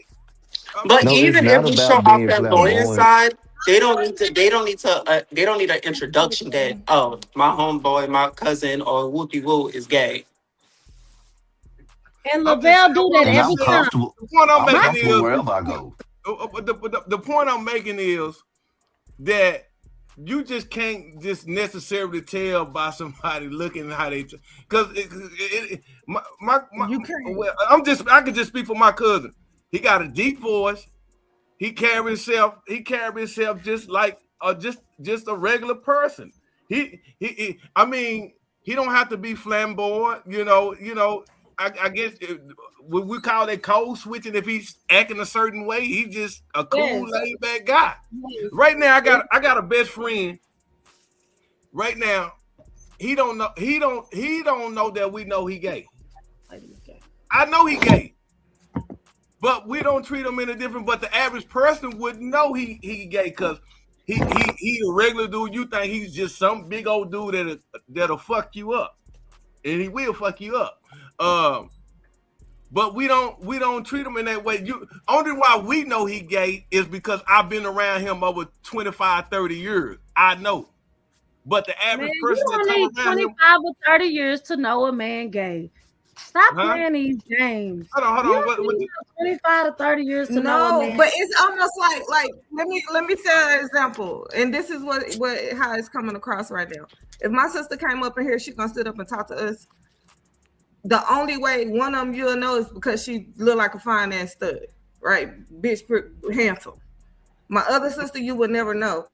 And you know how when you're around black dudes that's overly black power, I can't stand these white people. Oh, he looking at me because I'm black, or that's how you coming off, boo. And you coming off like everybody hate the gays. No, speak louder. No, everybody don't. There's a mannerism. Maybe y'all don't look at it, but I read people, sweetie, and I feel like that regardless, just like you said, oh, it's hard for you. They're gonna know you black and not know you gay. At the end of the day, they're gonna know I'm gay because, mind you, I was married to a woman who worked for Google, a very big corporate job. When you come in and you have that, they're gonna know that. And not only that, we have to defend that just as hard as we have to defend being black. There are some rooms we step in. No. We defended being gay. When we traveled, I've traveled the world, and the one thing when you go into these predominantly Muslim countries, that is going to be judged harder than just you being black. They care about your sexuality. That's the obvious. They're judging that more. That's the obvious. But I'm just telling you though, at the end of the day, yes, I do have to also actually defend the gay part of me as hard as I have had to defend being black. And there are interview processes. But why do you feel like that? Because it exists. The ignorance of LGBTQ. Okay, but if you come in just being I will say this. It's kind of opposite for me. I feel like I had to defend my blackness before I had to defend my gayness, to be honest. Yeah, and that's what I'm talking about. Because at the end of the day, if you came in front of me to interview, I wouldn't think right on point. You might be gay or not. To be honest, at the end of the day, my sexuality is my sexuality, but my skin is my skin. I'm going to defend my skin throughout it all. But I've done both. So I know your personal situation, but for me, I've had to defend the gay part of me harder than the black parts, and sometimes that was my experience. I can't just act like that didn't happen. It happened. I experienced it. It happened. But at the end of the day, I'm not finna be told like, oh no, girl. No, I have. Especially sometimes in family reunions. You still licking coochie, you still eating carpet, you're still this, you're still that. Even with the colorism. Even with bullying in school. Okay, so I get what you're saying. So even with bullying in school, I got bullied. That was a point of me defending my gayness. That was a part of me defending my sexuality. But at the end of the day, for another part of me, I had to defend my blackness as well too. I had to defend my race, my personal race, because you're not about to attack my race, and you're also not about to attack my culture. So do y'all feel like a double dose of hate just being gay and black? I think we've transcended again.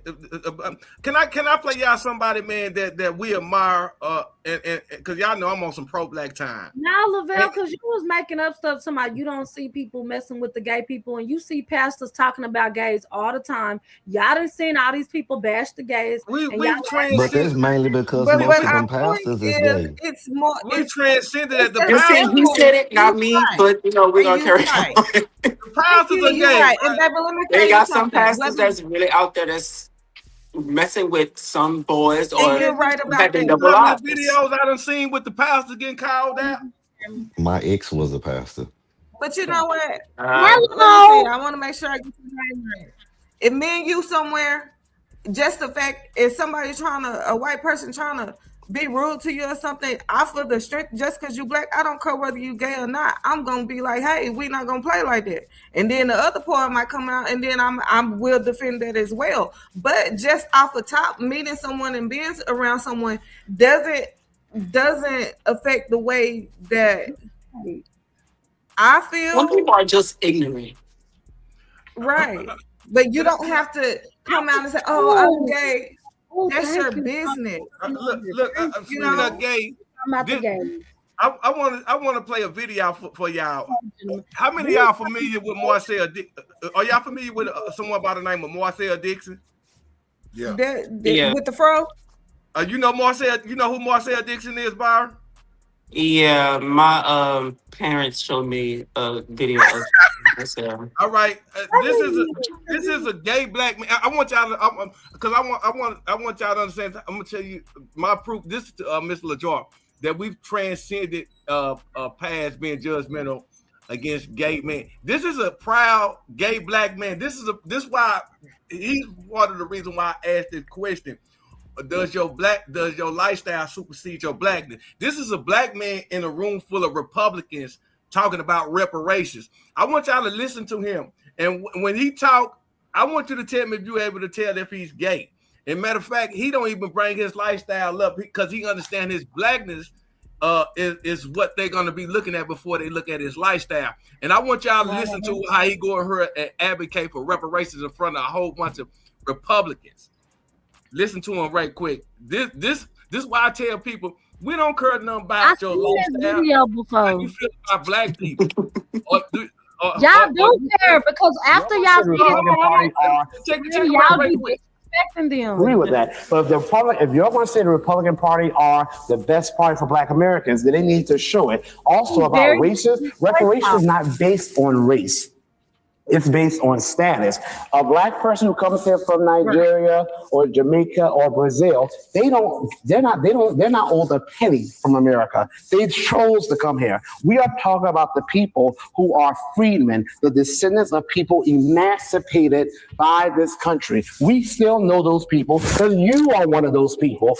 I am one of those people. A lot of those people here in the audience. I just told you I could break down my genealogy. My dear Nana was 101 when she died. My great-grandfather just died 3 weeks ago. He was 100. He remembers fighting alongside white veterans in World War II. He remembers coming back and seeing his white veterans get homes and lands and pensions and the door being slammed in his face. And we are going to say that America that says liberty and justice for all, that's okay. Get over it. Keep it moving. While we have to hear never forget for everyone else's tragedy. And as far as from where reparations will come, I need people to stop thinking it's going to come from their tax dollars. Look at all the trillions that America spends right now. We talk about inflation, the invisible tax. We have something called the PPP loans. Do we remember the PPP loans? America spent $6 trillion on PPP loans. You know what they just did? They canceled all of it. And we didn't even know. America gave the corporations, the banks alone, $29 trillion. You know what they did with that? They canceled all of it. So let's stop acting as if America is as hamstrung by debt as they want you to pretend. Because when America wants to pay for something, they find a way to do it. And I agree with that. But if you're going to say the Republican Party are...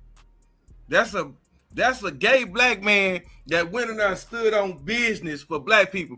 Do you think they gave a damn? Do you think they were looking at him saying that's a gay man? Nah, he went in there, they stood and they respected him because he went in there on black business. His lifestyle had absolutely nothing to do with black people getting what's owed to them, and you That's see how because quiet he's they was when we educated was for in there. y'all. But had he nothing and he was on the street, you know how many sissies that man done been called? You know how he done been disrespected in a black community outside of standing up for y'all?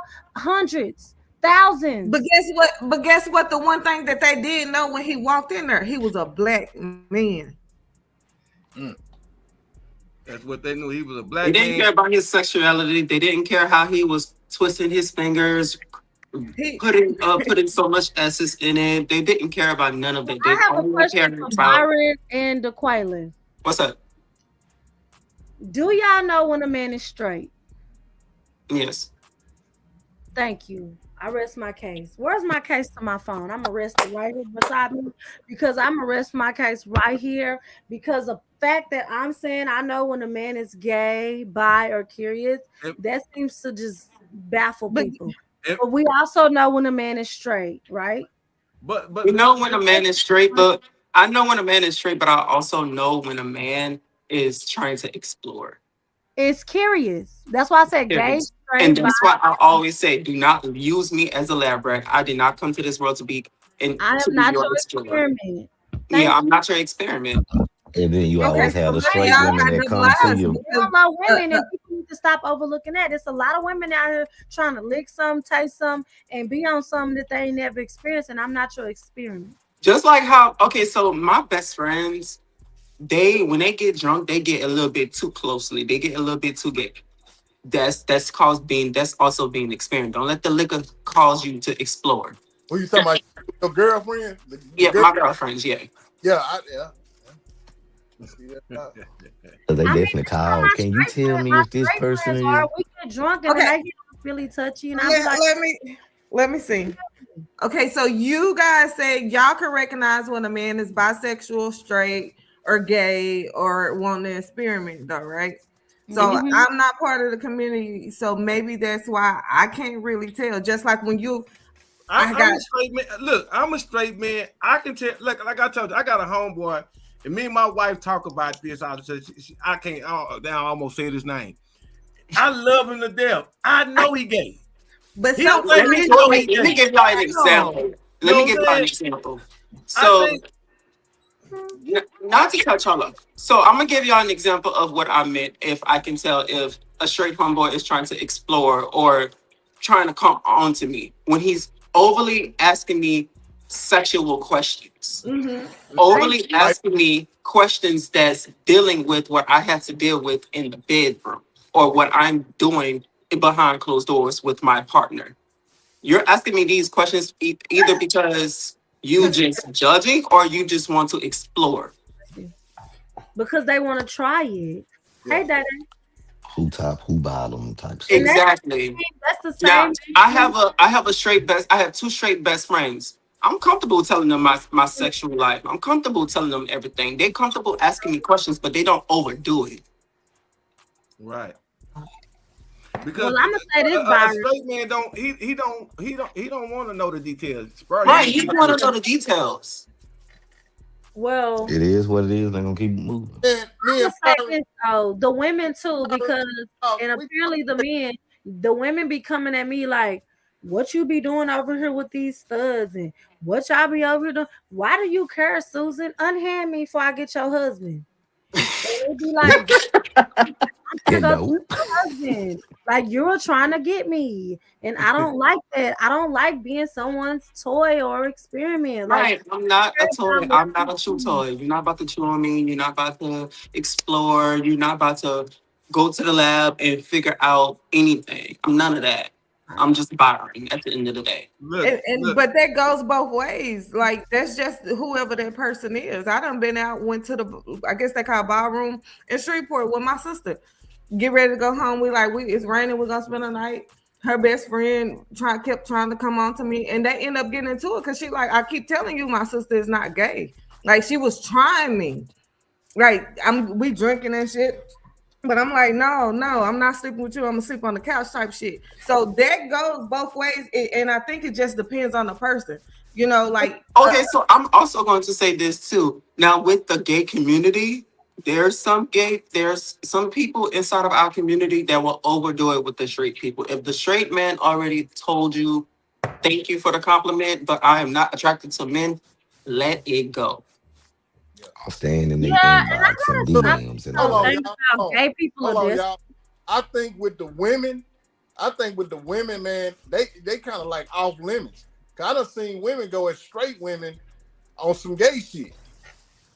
And be real strong with it, you know. And the whole thing about it is, you see how we sitting here telling the cop, you saying they, and you referring That's to another heterosexual thing. people. I think women are Well, a little bit no, more 'cause I aggressive. think I think the women in general, I think that was a little bit different. I'm I have asking Ms. no LaJoy, did you discussion on how. can I No, ask you I a think question? that's different because of this. Only reason why I'm saying that is because I used to work in a club and dance. There would be straight women that come to the strip club. If you were straight, why are you in here looking at women naked and then want to be straight? I'm sorry, but that's weird. That's Do where it that. becomes a juggle. Do that. Women got their little gay fetishes. A But But lot I'm now, of asking them. this I mean, question. wait, Wait, that's I done see, that's not Can I right. ask you a question though, Ms. LaJoy? Do you feel like, let's be honest, do you feel like that women are a little bit more aggressive than a gay man would be towards a heterosexual man? No, because Mm, I'm not masculine presented, so a lot of people really don't know if I'm gay if mm. I walk in the room. And I It's know you wasn't asking. I know you wasn't asking me that question, but I had to say no. I feel no, but like I also men feel like are more aggressive with other straight. Gay men is more aggressive to straight men when they're trying to talk to them or introduce themselves to them. I gotta I disagree. can't agree with that. I say I gotta disagree with that I one. agree with I that. gotta look, disagree And with this that is one. the only Gay reason shit why got I. both. This is the only reason why I disagree. Well, this is the only reason why I say that because my mother told me a story on how her stepbrother got murdered because he was trying to, introduce himself to a straight man, and they left his body inside of a dumpster. Man, So No. that's I, more aggressive. I gotta That's a lot of aggression you I putting don't out agree with that, there. bro. I don't agree with that one because gay men know who's gay. They can tell who's gay. They ain't gonna do it because they in the fear of what can happen with this shit. Some So of them don't care. they not finna come at you unless you showing them that you got a little leg up in you, and they gonna go for it. But nah, man, ain't no man. Mm-mm. Gay dudes. Like you said, no, No, no. So look, like you I said, some wasn't gay people in the community do not care. And when They I don't say At I care. all. witness it so much, I witness it a lot by being part of this community. I witness it a lot, and they honestly do not care. I stayed in Atlanta, and them Atlanta gays don't care. They don't give a fuck. I'm asking you this question, They know. Bob. wait, Bob, no, wait, I do have you to think finish gay men are killed more my by last statement. I who was you trying think to harm say gay that men the most? In your personal opinion, who you You asking think? me? Yeah, who you think harm gay men the most, or trans people, whatever, just in general? Straight men or other down or lows, the gays, they're part okay, of LGBTQ too, the down okay, lows. talk to me then. I feel like a little bit of both. The down lows and the straight men, they harm openly gay men the most. You sure? Well, Yeah. I want to say something. I was trying to say the straight women are very aggressive when they find out a woman is gay. I think that women are too handsy. When you go to a club, if we all went to a party today, y'all will see women twerking on women, and y'all don't know who gay or straight. And then I think that translates to people feeling like it's okay. Even as a woman who is LGBTQ, I don't want you touching me. Didi, you have said it. You are heterosexual. If I start throwing this ass in a circle, don't touch me.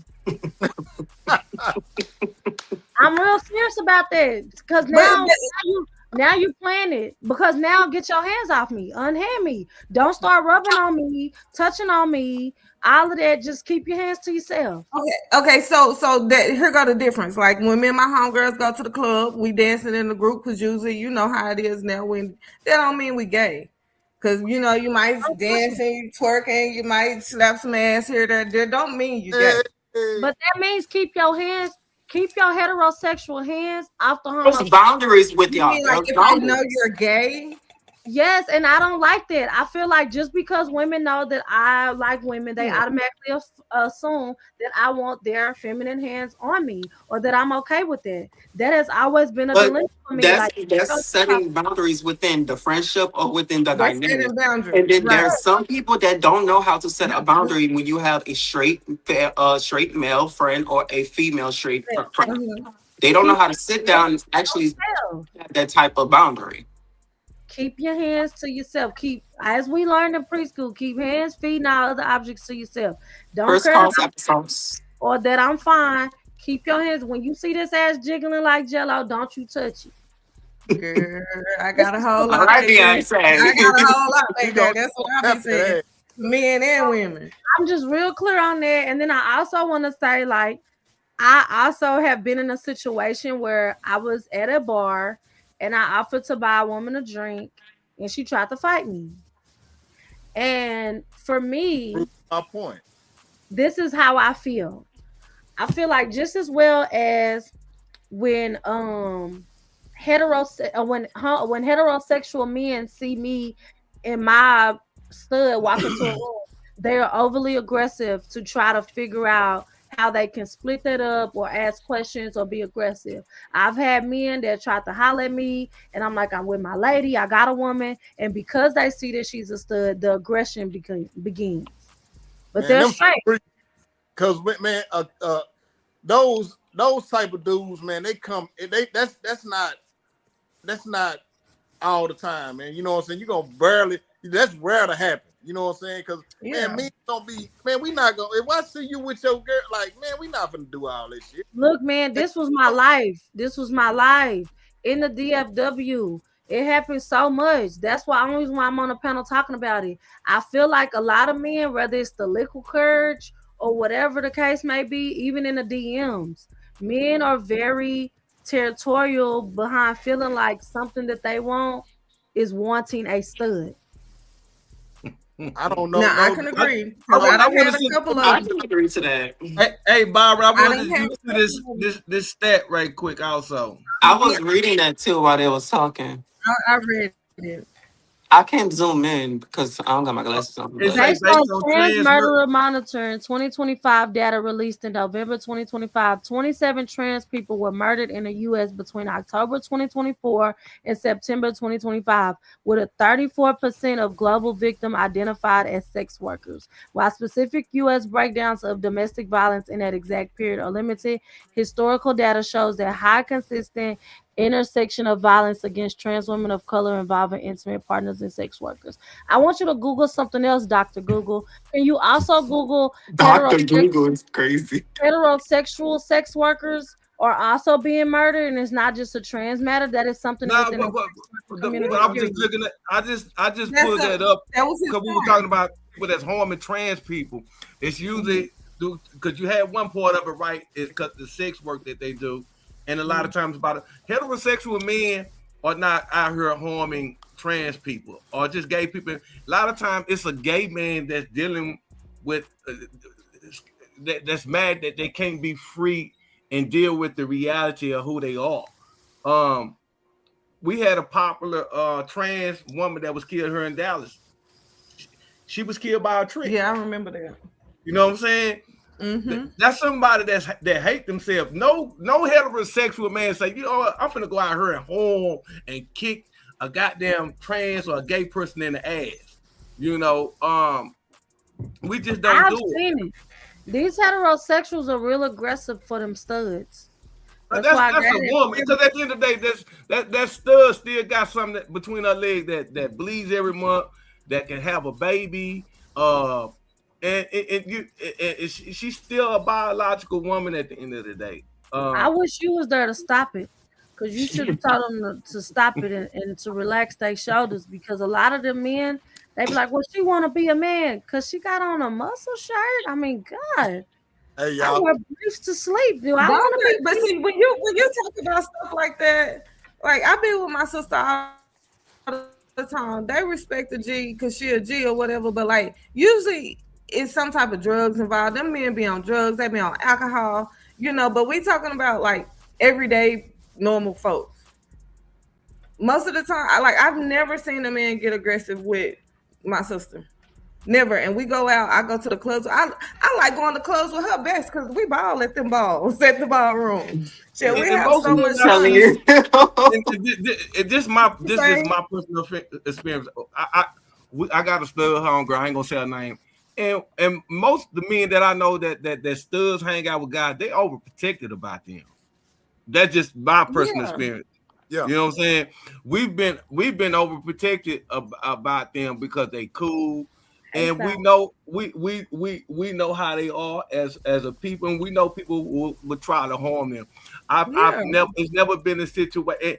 As far as in, but like with I don't even want to say her name because she probably don't even want her name even said out on her.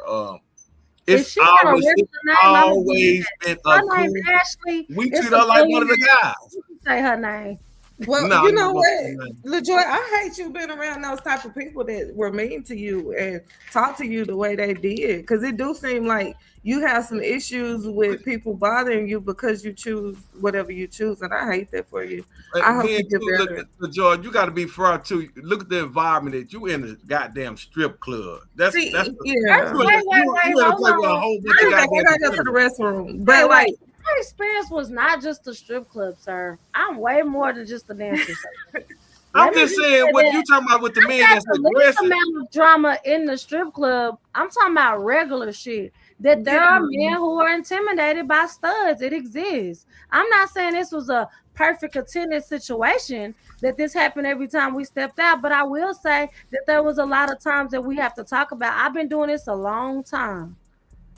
I've been doing this a long time. If a man intimidated by a stud, that's some personal shit. Yeah, that's some personal shit. But even earlier when you were saying that, intimidated by black people every day. It's but like early, well, you black. We're black. We can't choose. Okay, but and they're gay. Like, that's what I'm telling you. It's both exist, bruh. That's all I'm trying to say. Is it exists. But them people ain't real. Like.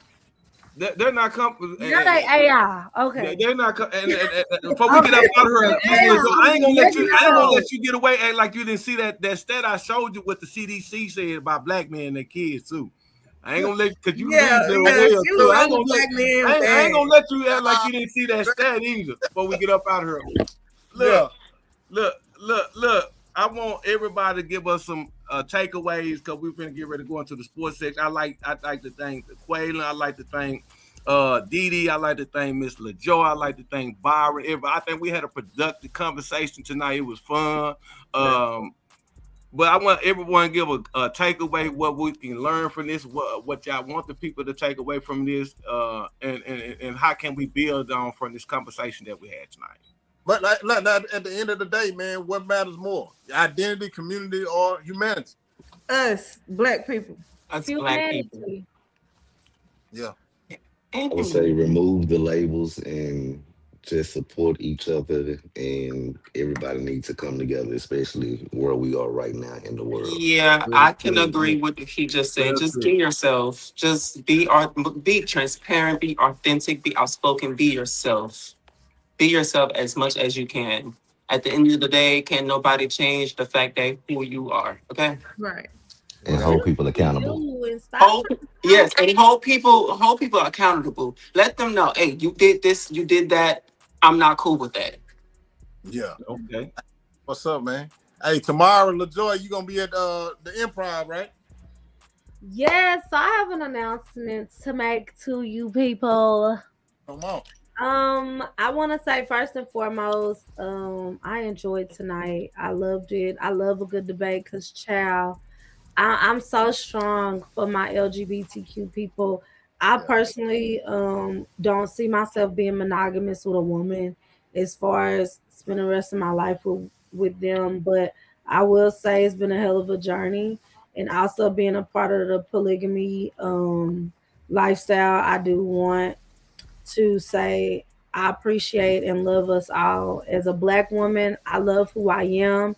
I also know what comes with being who I am. I would choose black every time. I will also choose the experience of LGBTQ every time.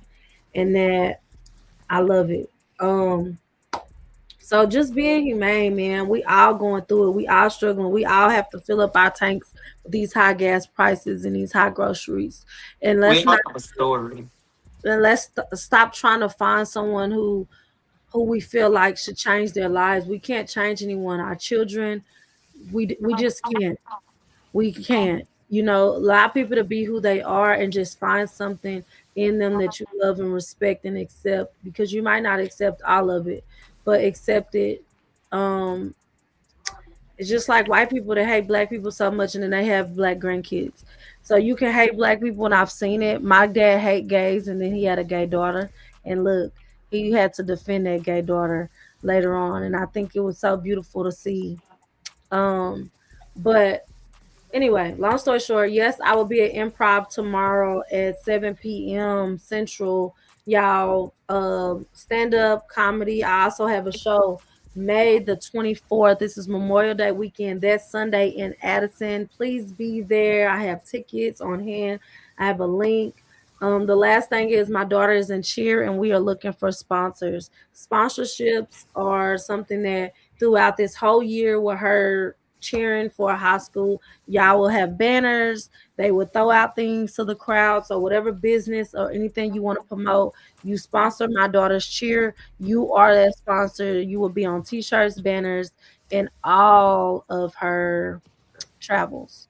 She's Hey, going put a to come back to the show and put that all information in the link so they can follow.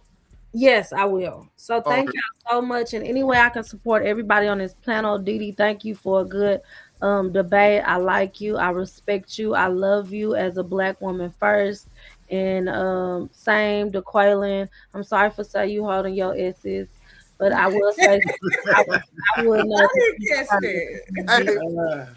Byron, you as well. I think y'all are so handsome, and I wish y'all Thank nothing but you. great endeavors. And also, Lavelle, you ain't holding your S's, but you do have a little stubbornness in you. But I love you for everything that you come in. A good debate is gonna come with me and you every time. Oh yeah. QD, I have to say, man, you the best to do it. Thank you for putting me on this panel tonight. Thank you. Oh, most definitely. Hey man, we couldn't come see you last, and we gonna try to get to you this week, man. Come check you out because I want to laugh, man. I want to hear what you got. I want to hear some of this stand up. Man, come out, man. I got some stories. This gonna be one of them, so you better come out. I'm gonna get up out of here, but All right. I love this. Oh, let me know when you get your tickets. I'll come support as well too. Thank you. Follow. I need Hey. y'all Instagrams in the comments at least. Yeah, I just dropped it in the chat. I don't really know how to work this. Plug yourself right quick to Quaylen and let Okay. the people Yeah. know what you got going. My book, The Hurt Behind the Smile, Buried Secrets, is available on Amazon. That's what's up. You can Google the name. My IMBD will show up. It'll show the movies that's already out, as well as the ones that's upcoming that I've been in as well. Wait, what Okay. is it called? You The talking fast? Hurt Behind, The Hurt Behind the Smile, Buried Google it. Secrets. Google it. You can find the book on Amazon. If you Google my name, you'll see films that I've been in and that's in Oh production. yeah, tell them about the plays you did. I forgot. I forgot you got big shit popping, and little shit stopping over there, man. What I think, shit, A Secret Line Love is out on Tubi, Amazon Prime, and Fandango. Um, Knee Deep, the series, those episodes start premiering next month, I believe. You would Uh, you on the Knee Deep series? hmm That's not Clearwater. Who is that producing that? Kendra and Oh Damon. yeah, Kendra Collins. Yes, I've been watching. I don't mean to cut you off, but we're about to drop a movie too. I'm with Gorilla Films. So Okay. Well, yeah, look, if y'all looking for some actors, y'all let me know. I gotta get some info. Well, I I just just quit get my in with ex. this I was for a in a series minute. too. Child. Y'all let me know. And Y'all I'm about to all need start shooting a short film as well. We ain't started yet, but he hit me up today and he said told me to get ready. So I gotta get in the character. Yeah, Kendra hit me up asking me to do a short film during the Um, summer. So she is so dope. Kendra and yeah. not Kendra Collins, Kendra Rainey. Rainy I can't King. forget Yeah. that. Rainey, yes. Yeah, So she yeah. dope. I like her. Y'all out here moving mountains. Come on. Okay. Look, I'm gonna get your info They because dropping up that mountain to say they married. Yes, I'm a lead actress in this upcoming series called Soulmates. It is with Rough Flow Entertainment, downtown Dallas on Pacific Ave, and we are looking for actors and actresses. I'm the lead actress, but I might be quitting. send me your info. Yeah. Hold We on, are let to me. exchange information. Wait, can y'all see the chat comments? Because I can only put it in the Yes, chat, not I the just followed comments. y'all Instagram, but I needed the Quaylan's and Dee Dee's. I can't. It said connect your YouTube account to join the live chat. You know. Put it in the private chat. Let me see if I can get in private chat. Okay, here we go. Okay, I see yours. Oh, I don't even do Instagram, y'all. I'm old. Let me see. Wait, how I old get are my you? Facebook. How old are All you? mine is the Quaylen Prince Davenport. I'll be That 40 is on the so Quaylen. You gonna 9th. make it big. Who gonna know all them I'm syllables and apostrophes? That's the first rule of marketing is you have to be easy to search and to know. My name is so easy, even Even telling if Yeah, you she people. was kind of tell. She tell us. EPD, that would be good to just use your front letters. Yeah. Cause the Quaylen, that's it. IG. Hold on, I'm finna put my IG right there. I'm gonna just screenshot this for when I get in the bed. But yes, hold on. Where's my Instagram? DEQ. That's Diddy Cooper. What's up? And my Facebook. Huh? Oh no, I was Wait, just thinking to myself. I the said I'm Quaylen, hungry. I'm gonna have to get on him. Cause why is your page private and you got books and stuff? You know what? You know you, Quaylen. That don't make no sense. You supposed to be public so people can get to you quick and see your You stuff. Okay, know, I do you the be same have we thing. have stalkers and stuff. You got to be cautious. Yeah. Nah, sweetie, you are now representing you're giving a product now. So that product should be easy to assess. I don't want to be in a Okay, private marketing club. specialist. It's the marketing specialist I over got you. there, girl. I need you. Yeah, your page is private, but you're an actor. Like, come on. I She am. she do have a point. My professor Ooh, told me the same thing. You have to. And if something is that much of a secret, get a close friends. Or Over there. offensive. can't have those. Yeah. So Shit. open up that page and promote. Your link should be Outreach up. marketing is so big.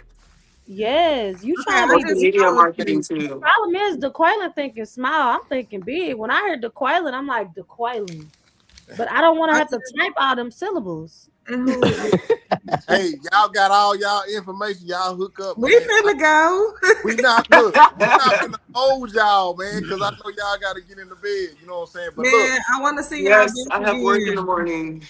yeah, we need you there on time. Stay. I'm gonna be on time. I know.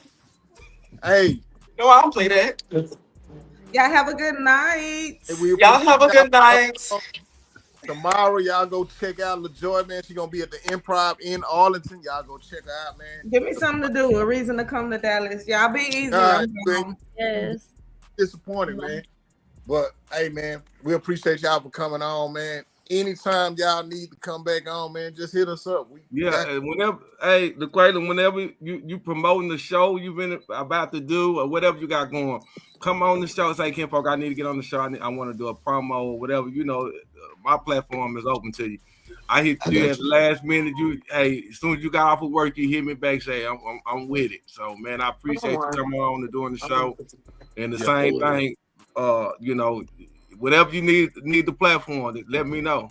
Yeah, drop your book link in the comments too, bro.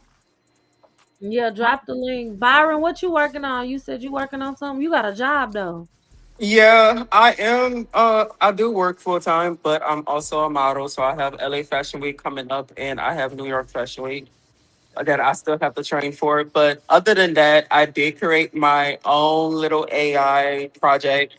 Um, an R&B singer. So I will be dropping that very much soon, and I'm really excited about that. Yeah. Okay. So how Oh, you feel about doing a photo shoot for a trail ride? I wouldn't mind. Give me a little cowboy, put some boots on. We gonna talk. DM We gonna me. talk. We gonna definitely gonna talk. If you available, we can shoot some. So I'm excited. Yes, I really would love that actually. That's what I'm. We setting the table, man. But hey, that's our main topic for the night, y'all. LaJoy, you want to stay on for the sports, or you going?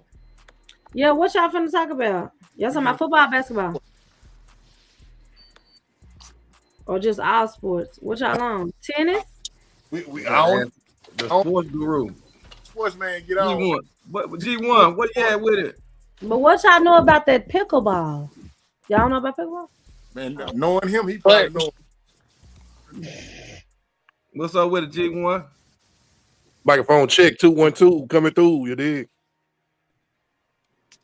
Y'all hear me? Yeah, we hear. Yes, sir. All right, man. What's going on, man? Boy, y'all had it loaded up in here.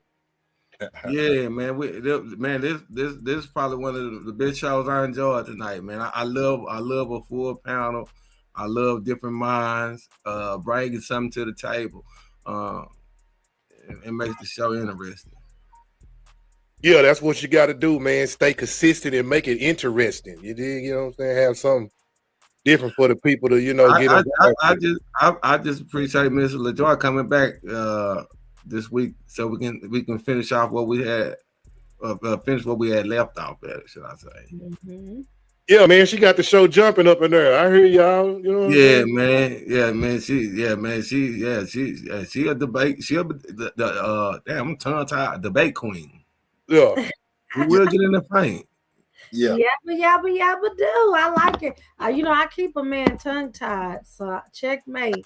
Cause I gotta keep it on me, cause y'all men be out here trying to get us women and act like we don't know stuff.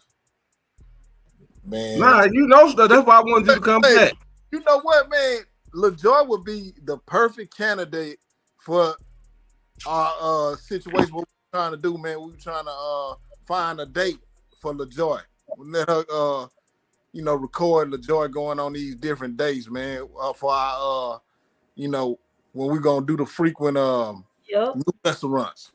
Yep. Because I want a date. I need to help LaJoy find a man. LaJoy needs LaJoy looking for love. Triple L. Come on now. Yeah. G1, you feel like shooting it? Man, I'll shoot anything, man, dealing with the show, Yeah. That's right, G1. If you're a real person, he could be AI. I don't know, because I don't see him. You say I'm AI. Nah, man, ain't no AI. I do a lot of AI stuff though up on here though, but I ain't AI though for sure. Not. What you got for us on the sports tonight, man? What we talking about, brother, man? Man, we gonna go through there, bro. We gonna go through there, man. Let me go and jump in there, man, real quick. Hold on.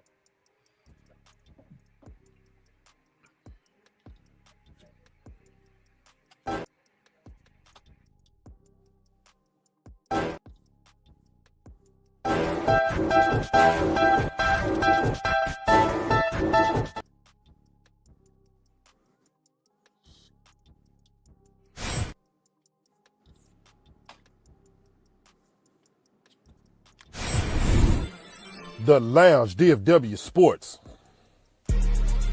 While the Democrat Party, well, I guess they still partying. Maybe putting on the act. Meanwhile, in Area 51, no matter how we share the planet, Trump is out here trying to make sure everybody have a great understanding. Maybe he didn't have no registration on his ship that he landed. Obviously, it seems like he's being detained for some reason. Just don't tick him off, because he's not your average being. So don't get fooled, because looks can be deceiving, but not when it comes to the bird trying to get a square. Because he definitely must be stressful out here. Just gonna fire me up. And this is what you call getting caught in the act. Yeah, you got caught in the act, man. Looking at that back, man. Yeah, your daughter done seen you, man. So sometimes you gotta pay like you weigh. Yeah, I don't think that's enough. I don't think that's gonna cover it. She got 2 set of eyes. So you might need to come out your pocket twice. Okay, I didn't see nothing. But sometimes you always want to help somebody or help with something. Try to make yourself useful, but it sometimes get too hard. Let's not make this too difficult. I do know sometimes it's just a handful of problems. But when you got drills like this, oh, this is real. Somebody got to keep their head on a swivel or their head gonna end up looking like a bobble. Man, he got jacked up. That's a UFL hit of the week. Even the coach probably gonna have CTE. And Spider crossing them up like Coco Jones is in the seats. Oh, my bad, she is. Man, crossed that dude up so bad, made him leave his feet. Hurt his hip, backbone slipped. Made his body change up like a shift. Clocked him out. Bet he gonna feel that in the morning. This Spurs and Timberwolves game is very intense. Yeah, Nas Reed done pushed Wemby all in the back. How you expect the alien to react? I mean, this ain't Area 51, but he does train with the monks. He just got tired of getting punked. That's anybody, man. They try to get up under his skin, but not knowing the referee ejected Wemby out the game, so he didn't really understand. Yeah, man. So we're gonna start it out, man, with the Mavs, man, with the Mavericks, man. You know, got the draft pick, man. This is your your general manager right now. You know what I'm saying, of the Mavs. You know, they got somebody else in there. You know, can't have just one person running the show. You got to have a certain team of people, you dig? You know what I'm saying? So the Mavericks got this guy right here, man. He actually is a known face, man, within the place when it comes to getting draft picks. So, you know, but we are in the ninth. We do have the ninth pick, man. So the Mavericks got the lottery pick, and we're the ninth pick. Look like on that ninth pick, man. Who coming out? The guys that we wanted to target, man, they're not gonna be on the board. But we do got this guy right here that wants to be a Maverick. You know what I'm saying? Michael Brown. He's willing. He say he want to play alongside your boy. You know what I'm saying? So he want to be in Dallas. He want to be here. You know what I'm saying? Okay. That's one guy I know for sure wants to be here, but you know how that go, man. We want the guy, but somebody else might want something different. You know what I'm saying? Right. But that's one of the guards that will be available close to the ninth round.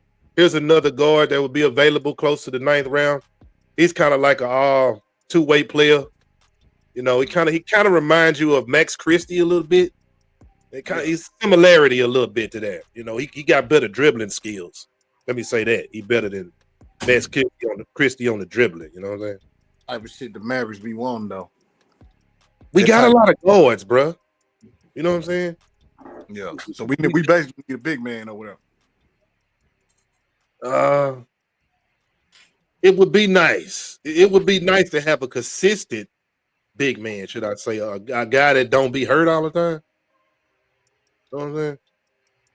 These guys stay hurt, man. So you got to have rotational position. Somebody that gonna stay healthy. Somebody that ain't took their COVID shot or something. I don't know what's going on with the guy's bones, man. Bones just looking weak. Ain't drinking enough milk. Not enough milk or something. But this guy right here possibly on the board too, man, right here. You know what I'm saying? This dude right here possibly might be on the board. He's 6'9", 6'10", so it's possible the Mavs might scoop him up. You know what I'm saying? So you just never know how that's good to go. You know what I'm saying? Yeah. Moving on, man. Getting to the playoff point, should I say?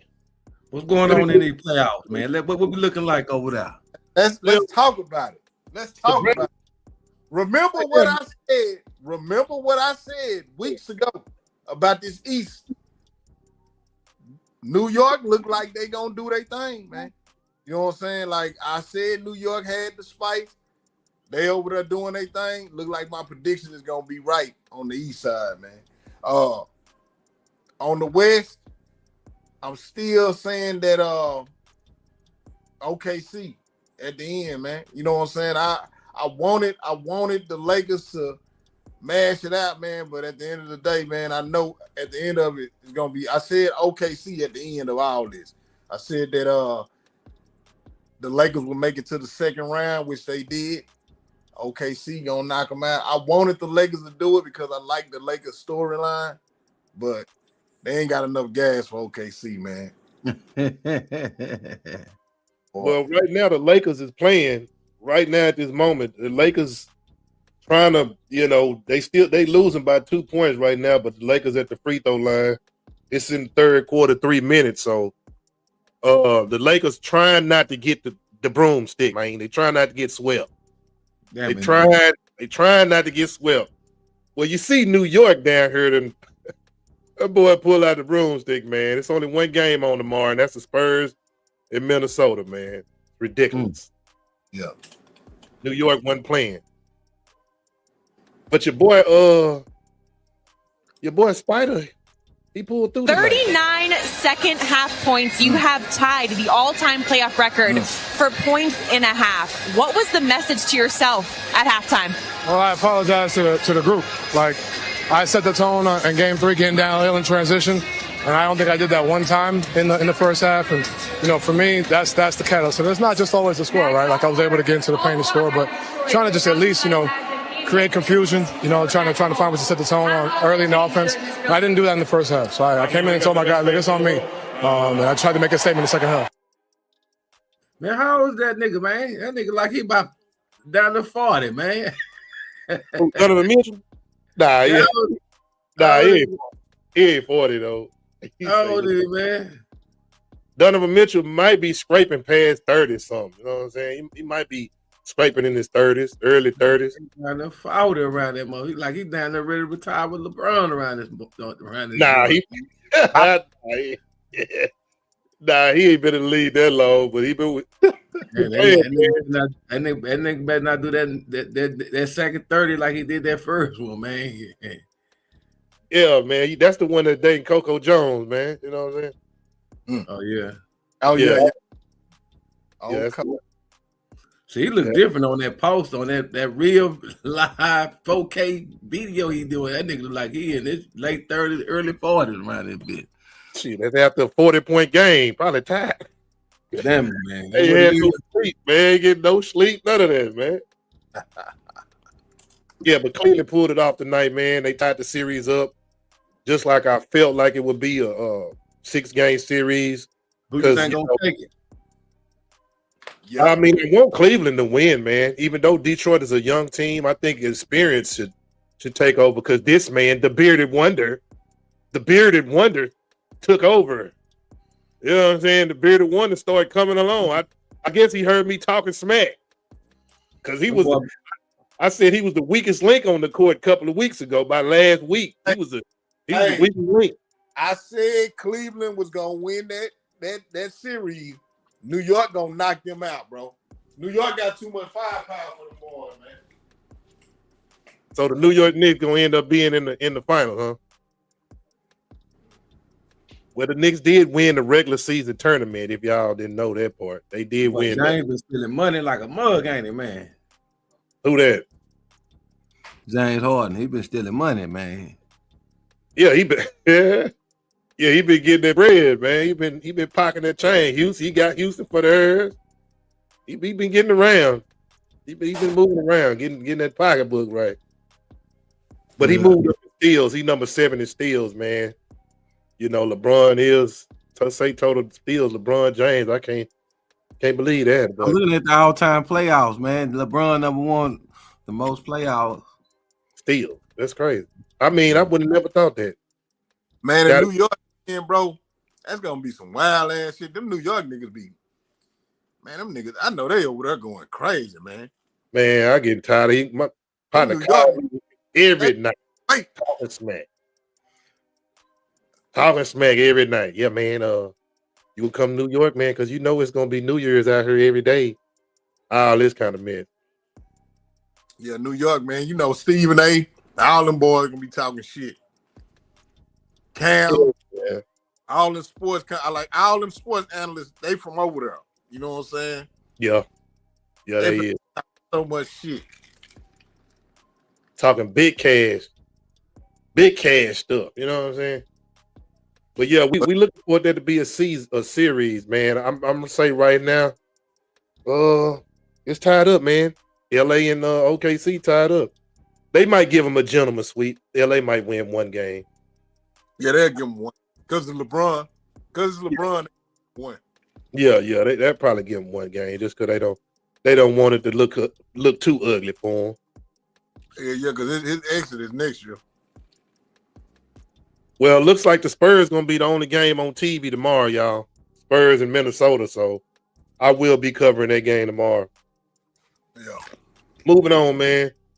Moving on to the next thing we got, man.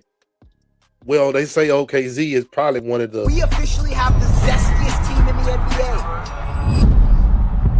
Shake is out there at the free throw line.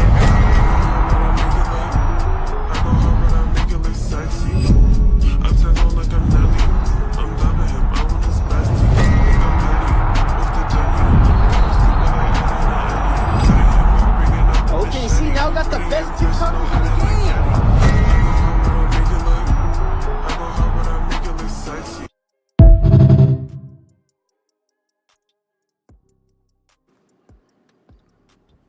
Sorry, I just had to keep the party going, man, since we was on. You know what I'm saying? I had that in the archives, man, for a while. I was eventually going to get to it, but I guess today was the day. Like a motherfucker. I'm just saying, man, I had to get to it eventually, you know. Everybody's thinking that anyway. I mean, hey, somebody need to just come out, man. Just come out and say something, man. Don't play the guessing game, you know.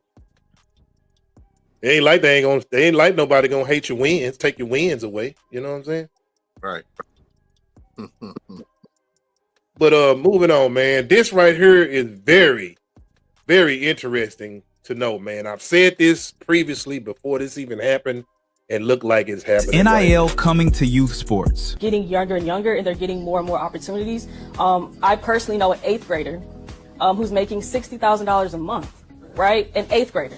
Do you believe NIL, name, image, and likeness opportunities will eventually extend to youth athletes? Is it realistic to imagine young athletes earning significant income from their image and personal brand at an early age? Should this level of exposure and financial opportunity even be possible for youth athletes? At what point does recognition become too much too soon? We want to hear your perspective. What do you think is the appropriate age for athletes to begin earning through NIL?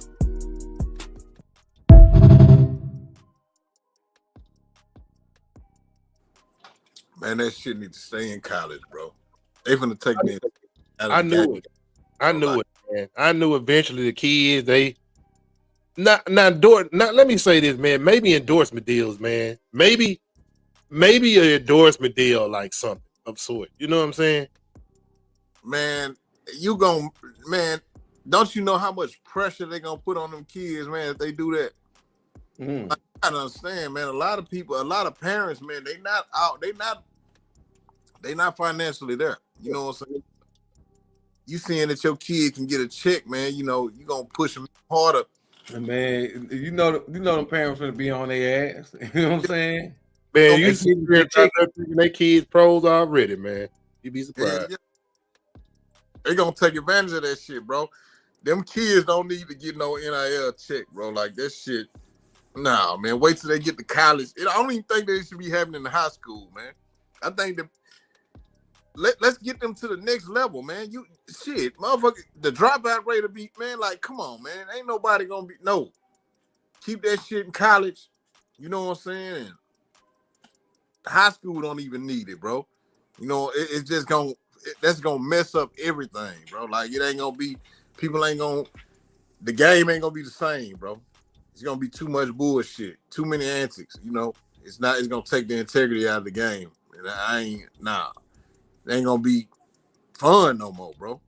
You get in sports, bro, to, you know, have fun, bro, and do what you like to do. And everything ain't gotta have a check on it. You know what I'm saying? Now, college, I can understand that, but yeah, they gotta pay for their schooling, man. Now that I get it, yeah, but not high school and under that, man. Nah. I mean, everything is just it's like it's becoming corrupted. You know what I'm saying? Yeah. You know, like everything we seeing that the sports are being rigged with the betting and all this stuff, bro. You know, yeah. Bro, they just just took the veil off us. We see this all this shit just about money, man. You know, the last little bit what we thought we can enjoy from the college to the hospital, they're gonna, you know, it's about just over with. Right. Like what ain't real? What ain't like bro, we just it don't went too far. Yeah. I get it that, you know, they're going to pay the kids in college and all this old type of nonsense. And now, man, you know, then you know, when it's gonna stop? You know what I'm saying? Pop Warner Nick. we saw somebody get killed at a Pop Warner game because the coaches was betting on it. You know, like, come on, man. Yeah. I hate to see it like this, man, but I knew eventually it was gonna try to figure its way out here to the community. Now, if the money is putting back into the community some kind of way where the kids getting some mental guidance and, you know, family structure help, stuff like that, where it's a program where the money is funded back into, you know, back into the community where you seeing a profit, but you also seeing a profit in people's thought process where they kids coming up. They're not just thinking sports. They also they put in the trust. They can't touch it until a certain period of time. You know what I'm saying? Yeah, something like that. You know, like now that's cool. It has to have some stipulations, man, where it don't get out of hand. Some of these greedy ass parents, though, bro. Yeah, why you put in it don't even matter. You know what I'm saying? They put in the trust. They can't touch until like 21. You know what I'm saying? They just accumulate. Yeah, accumulate, yeah. But also, like I say, some program to teach not just the children, but the parents too. Some of these parents ain't used to seeing 100,000 like that and all this type of limelight of money, man. It's a learning step, man, on all of this, man. You know, and I do understand, man. You know what Juvenile say, man. It's like I never had. You know what I'm saying? Like you ain't never had it. You know what I'm saying? I put in a trust and you know requirements to take a money management class and all type of shit. You know what I'm saying? So, put some stipulations on it. Yeah, right. I agree with that. I agree with that because they do need to be set. You know, when it's time, man. But nah, bro. I really don't feel that NIL money should be given to What you say? Just straight giving it to them. Just straight here to check and do whatever. I don't think it's educated in nothing under college, bro. Like me personally, you know what I'm saying? Like, man, you're not even giving these kids a goal no more. You know what I'm saying? The goal is to get there. You feel me? Like that shit, bro. Let's get the NFL. Maybe the NFL maybe the professional level is getting so watered down a little bit.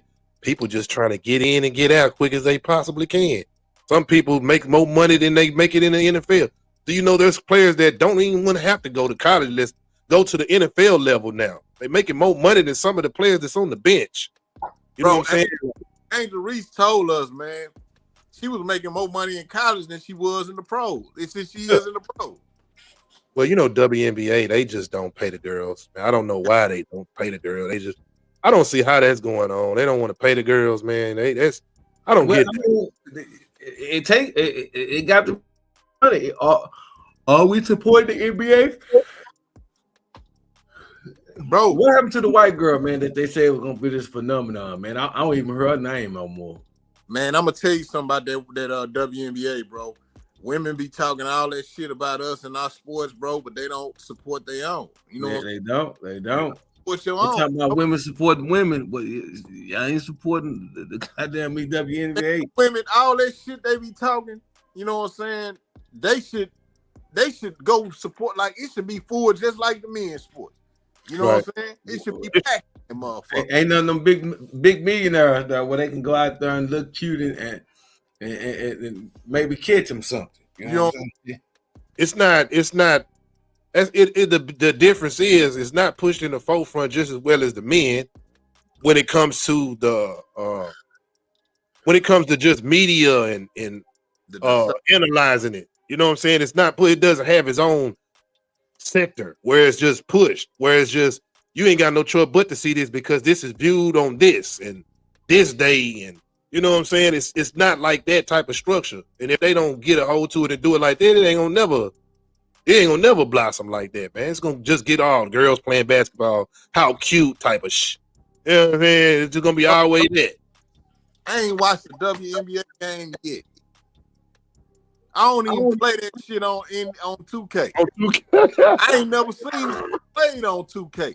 You know what I'm saying? Like, well, your say, I don't watch, but I told my wife, man, I need to go to a game. You feel me? But I ain't never watched that shit ever. I watched the college Final Four game with the women before I watched the WNBA shit. He say 2K. Well, your ass. He had to say that one. That was just being 100. Man. No, but for real, it is on. They do got the women WNBA on the 2K, and I seen that feature. You know what I'm saying on the 2K, and I was thinking like, bro, I'm not gonna play that. Like, I'm not gonna. I can see if you get the reg or something. Imagine you just sitting there playing that shit. Your wife coming there and sit down with you. WNBA. What the fuck you got going on, nigga? Oh man, that's funny.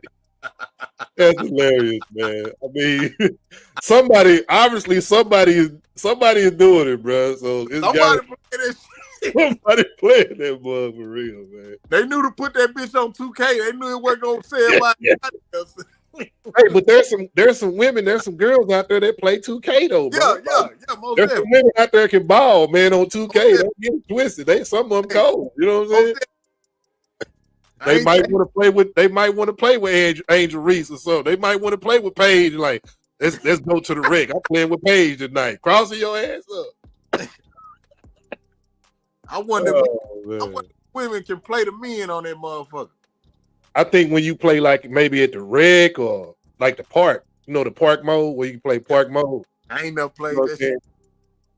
Yeah, you can do it on there. You can do a lot of stuff on that mode. For real, like that's a whole nother world, cutie man. You start playing, you be like, what the? Now I don't like this shit. I seen my son them playing that shit once. I don't like that shit. You say you don't like it too. Hey, when I play that, man, you know how I play. When I play that shit, I play old teams. You know what I'm saying? I be the 95 Bulls playing the 95 Pistons and shit. You know what I'm saying? Yeah. I feel you. That's crazy. I'm playing shit that I know of. Right. But obviously it's out there, man. The NIL is growing, man. It's a multitudes of opportunity, man, for everybody to come together with a great idea to capitalize on it, not let it just take over the negative part about it. Figure out the positive way to use the best ability of it. Because it's the pros and cons of everything out here, man. It's just on how you adapt and how you use it. And always gonna be somebody gonna be made example out of. That's just life. It's always gonna be a MC Hammer that blew 30 somewhere. You know what I'm saying? It's always that. Right. But can you bounce back though? If you done it once, you can do it again. Believe me. But yeah, man, moving on, man. Let's see what Coach Prime had to say today. Give me some of that James Brown. Get down. Pays the cost to be the boss.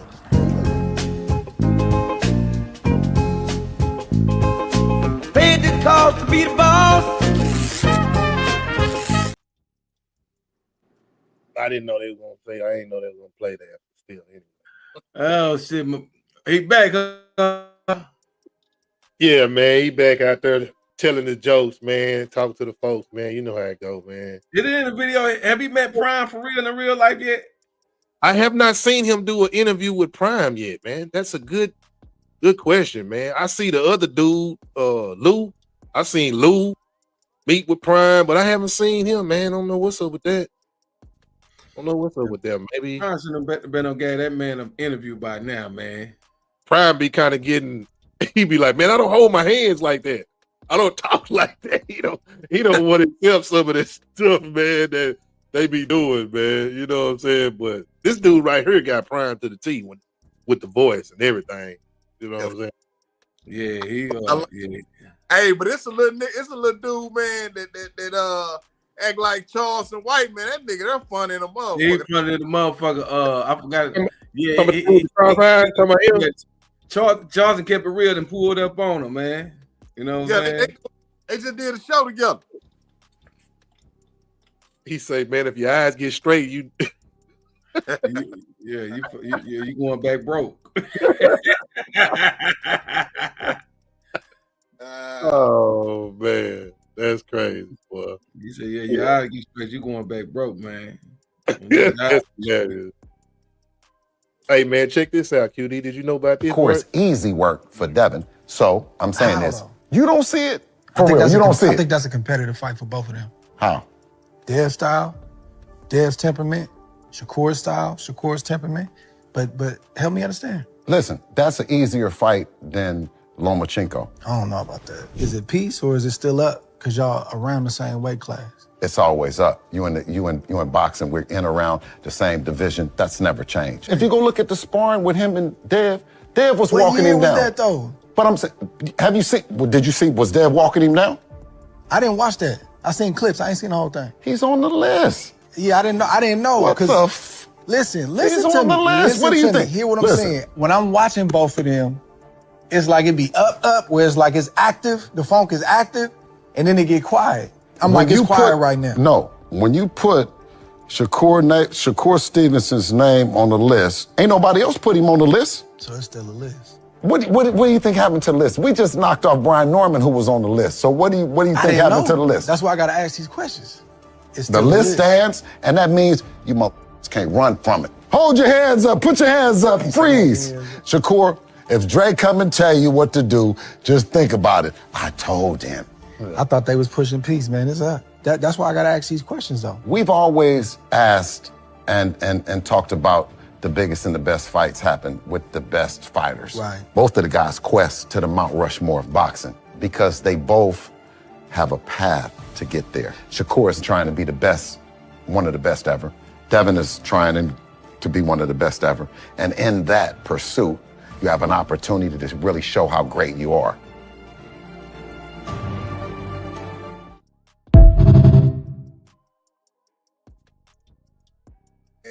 Hey, man, I want that. I want that to happen. For sure. I want that to happen, man. You want to see that? I want to see that. I want to see that.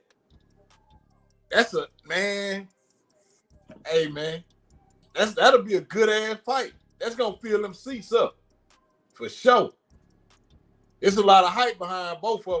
I think Devin Haney, he done got to the point to where that'll be a good fight, bro.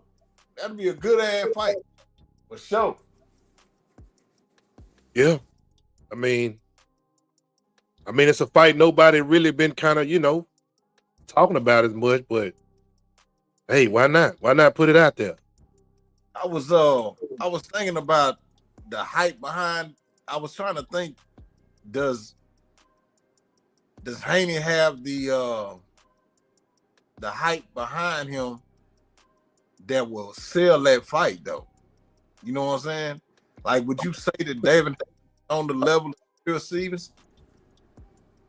Would you say that? Do you think is that a fight that you would want to see? Like, yeah, I would. Pay the fight. Yeah, I would. Is the hype behind Haney like it is behind Shakur? Like, is it an even? That old club, man. It's just because of that old club, bro. That's the only reason why the more hype, that old club. You know what I'm saying? Haney lost, bro. Huh? Haney lost the fight before last. No, I'm talking about Steven. Oh, Steve. Oh, yeah. Cause yeah. He part of that old club, so he gonna always have the hype because of that. But yeah, it's still gonna be a good hype. You know what I'm saying? Because both of them in that age prime, where you would want to see both of them before they get up in age. And who's to say Haney might, bounce bounce all the way back to where he was just because he got that L. I done heard, man. I'm tired of seeing these boxers, man, running away from them L's, man. Like it's not proving nothing to me, bro. Like I'm kind of getting bored watching it. I done heard some stories on Haney though. I heard that Haney got that work up in that motherfucking me spa. I heard he got that work up in that gym, bro. I done heard him do a few niggas in, bro. That's some big names. You know what I'm saying? He just ain't releasing the tape footage. They ain't released the tape. Yeah. See, that's why his dad kind of like that. You know what I'm saying? Like, y'all ain't finna try to blackball my son, or y'all ain't finna really just try to throw him under there like that, like he ain't been dropping some stuff. You know what I'm saying? Yeah. I get it. I do understand where he coming from. Yeah. He done seen him put in work, bro. He done seen him put in work on these niggas they hyping up. Yep. You know, I done heard stories, bro. I done heard some gym stories on them podcasts, bro, and they been saying Haney been giving these boys that work in that gym. So, man, that's all I was hearing. But I was just wondering how all these other guys started popping up all of a sudden with the old club stuff. You know what I'm saying? Yeah, you know that shit. Them niggas built them a little old alliance and shit. You know what I'm saying? Like, bitch ass nigga, I'm not gonna be cool with you in this boxing world, nigga, because Nick, you never know when I gotta face you. You know what I'm saying? And I'm not holding back from beating your ass. You know what I'm saying? If in that type of world, it's me against everybody, dog. It ain't just me, dog. It's nothing. Cool, you know what I'm saying? Because it could be, we can face off one day, bro. Yeah. Like, don't hang with no boxers, bro. Unless you retired. You know Unless you retire, yeah, something like that. Yeah, there you go. Yeah, nah, nigga, I ain't hanging with no boxers that's active. You know what I'm saying? Yeah. I wish my boy AD would get back on point. You know what I'm saying? Like, it's like he got a little. If he can get back on point, bro, man, that nigga, I think he'll have a little run in him. He could go, you know what I'm saying, have 2 or 3 fights left. Who that? Yeah, AB. I don't know, man. I think he gone, man. I think I think AB kind of out of there, man. I don't know, man. He would get. Yeah, I don't think his mind. I think he's done significant damage to his brain, man, from the alcoholism, man, and then I don't think he's just mentally up to it anymore. I'm gonna tell y'all like this, bro. Just like we say on everything else, they building the story behind that dude, bro. He got this live streaming shit going on right now. He training Demon. So he got that shit going on, bro. Either he finna get back, they finna put a storyline behind him where they gonna get him back in the gym, or he gonna manage Demon and he gonna get in the ring, bro, and that nigga gonna get in that bitch and kill some shit. You know what I'm saying? But they built a storyline behind these two. Either AB gonna get back in the room in there, or he gonna put a little homie up in that bitch. Cause he training right now. Man, that sounds like some celebrity stuff. Now he part of the Aiden Ross club now. Bro, them niggas been training like a motherfucker, bro. He better off being he part of the Aiden Ross and what's your boy Jake Paul and them class right now. Yeah. That's a downgrade to me. I'm just gonna be honest with you. You a professional that was in the level with the best of the best professionals, and now you with that class. That's a downgrade to me. Now, if you an upcoming fighter and you with that class, that's not a downgrade because they already got at an entertainment lane. You know what I'm saying? Yeah. But if you was a professional at one point in time, you done what? How many times y'all say this dude done had some 4 times? 4 times? Yeah, bro. Yeah, that's the worst step backwards in boxing. Just gone, man. You need go on. You might need to get one of these youngsters and bring them up right, man, and have them. That's what he doing, bro. With Jimmy. With the dude with the matching shirt. Yeah. Man. That little dude box, bro. Yeah. Yeah. I gotta check him out, man. Gotta see what's going on because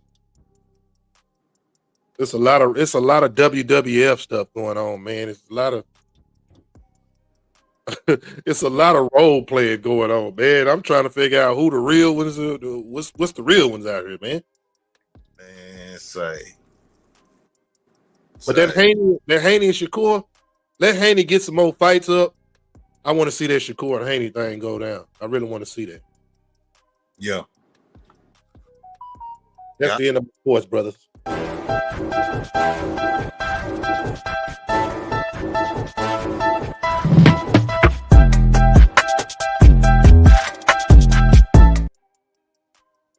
All right, man. Say that was our show for the night, man. We appreciate everybody for coming on, man. This was indeed. Yes, indeed, man. Man, that was a good topic. Man, we gotta chop this up, man. We gotta chop this one up right here, QD, man. I'm trying to run it through tonight. I'm trying to run. My shit be tripping, bro. But I'm gonna try to run it through there tonight. Hey, y'all, make sure y'all tune in to G1 with the sports tomorrow. He gonna be on at 10 o'clock. All my Twitch and Kick people, man. Your comments gone, but I saw them in the comment. We're gonna start interacting with y'all more, man. Instagram, man. We couldn't see y'all comments, but we seen the views. Man, we appreciate everybody for tuning in tonight, man. Appreciate everybody for tuning in. Shit. Hey, tomorrow night, make sure y'all tune in to G1 with the sports, 10 o'clock. Gonna be going play-by-play with the San Antonio game. Also, make sure y'all come back Monday. We're going to be back here, same time, same place. We're going to have a regular show going back. We got a lot of things to catch up on what's been happening in these Dallas streets. So we're going to hit y'all up with that, man. So make sure y'all tune in next Monday, man. But until then, man, tomorrow y'all tune in and y'all be back Monday, man. That's our show for the night. We're going to get at y'all.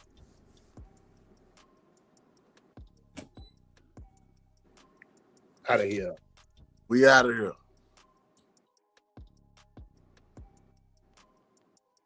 What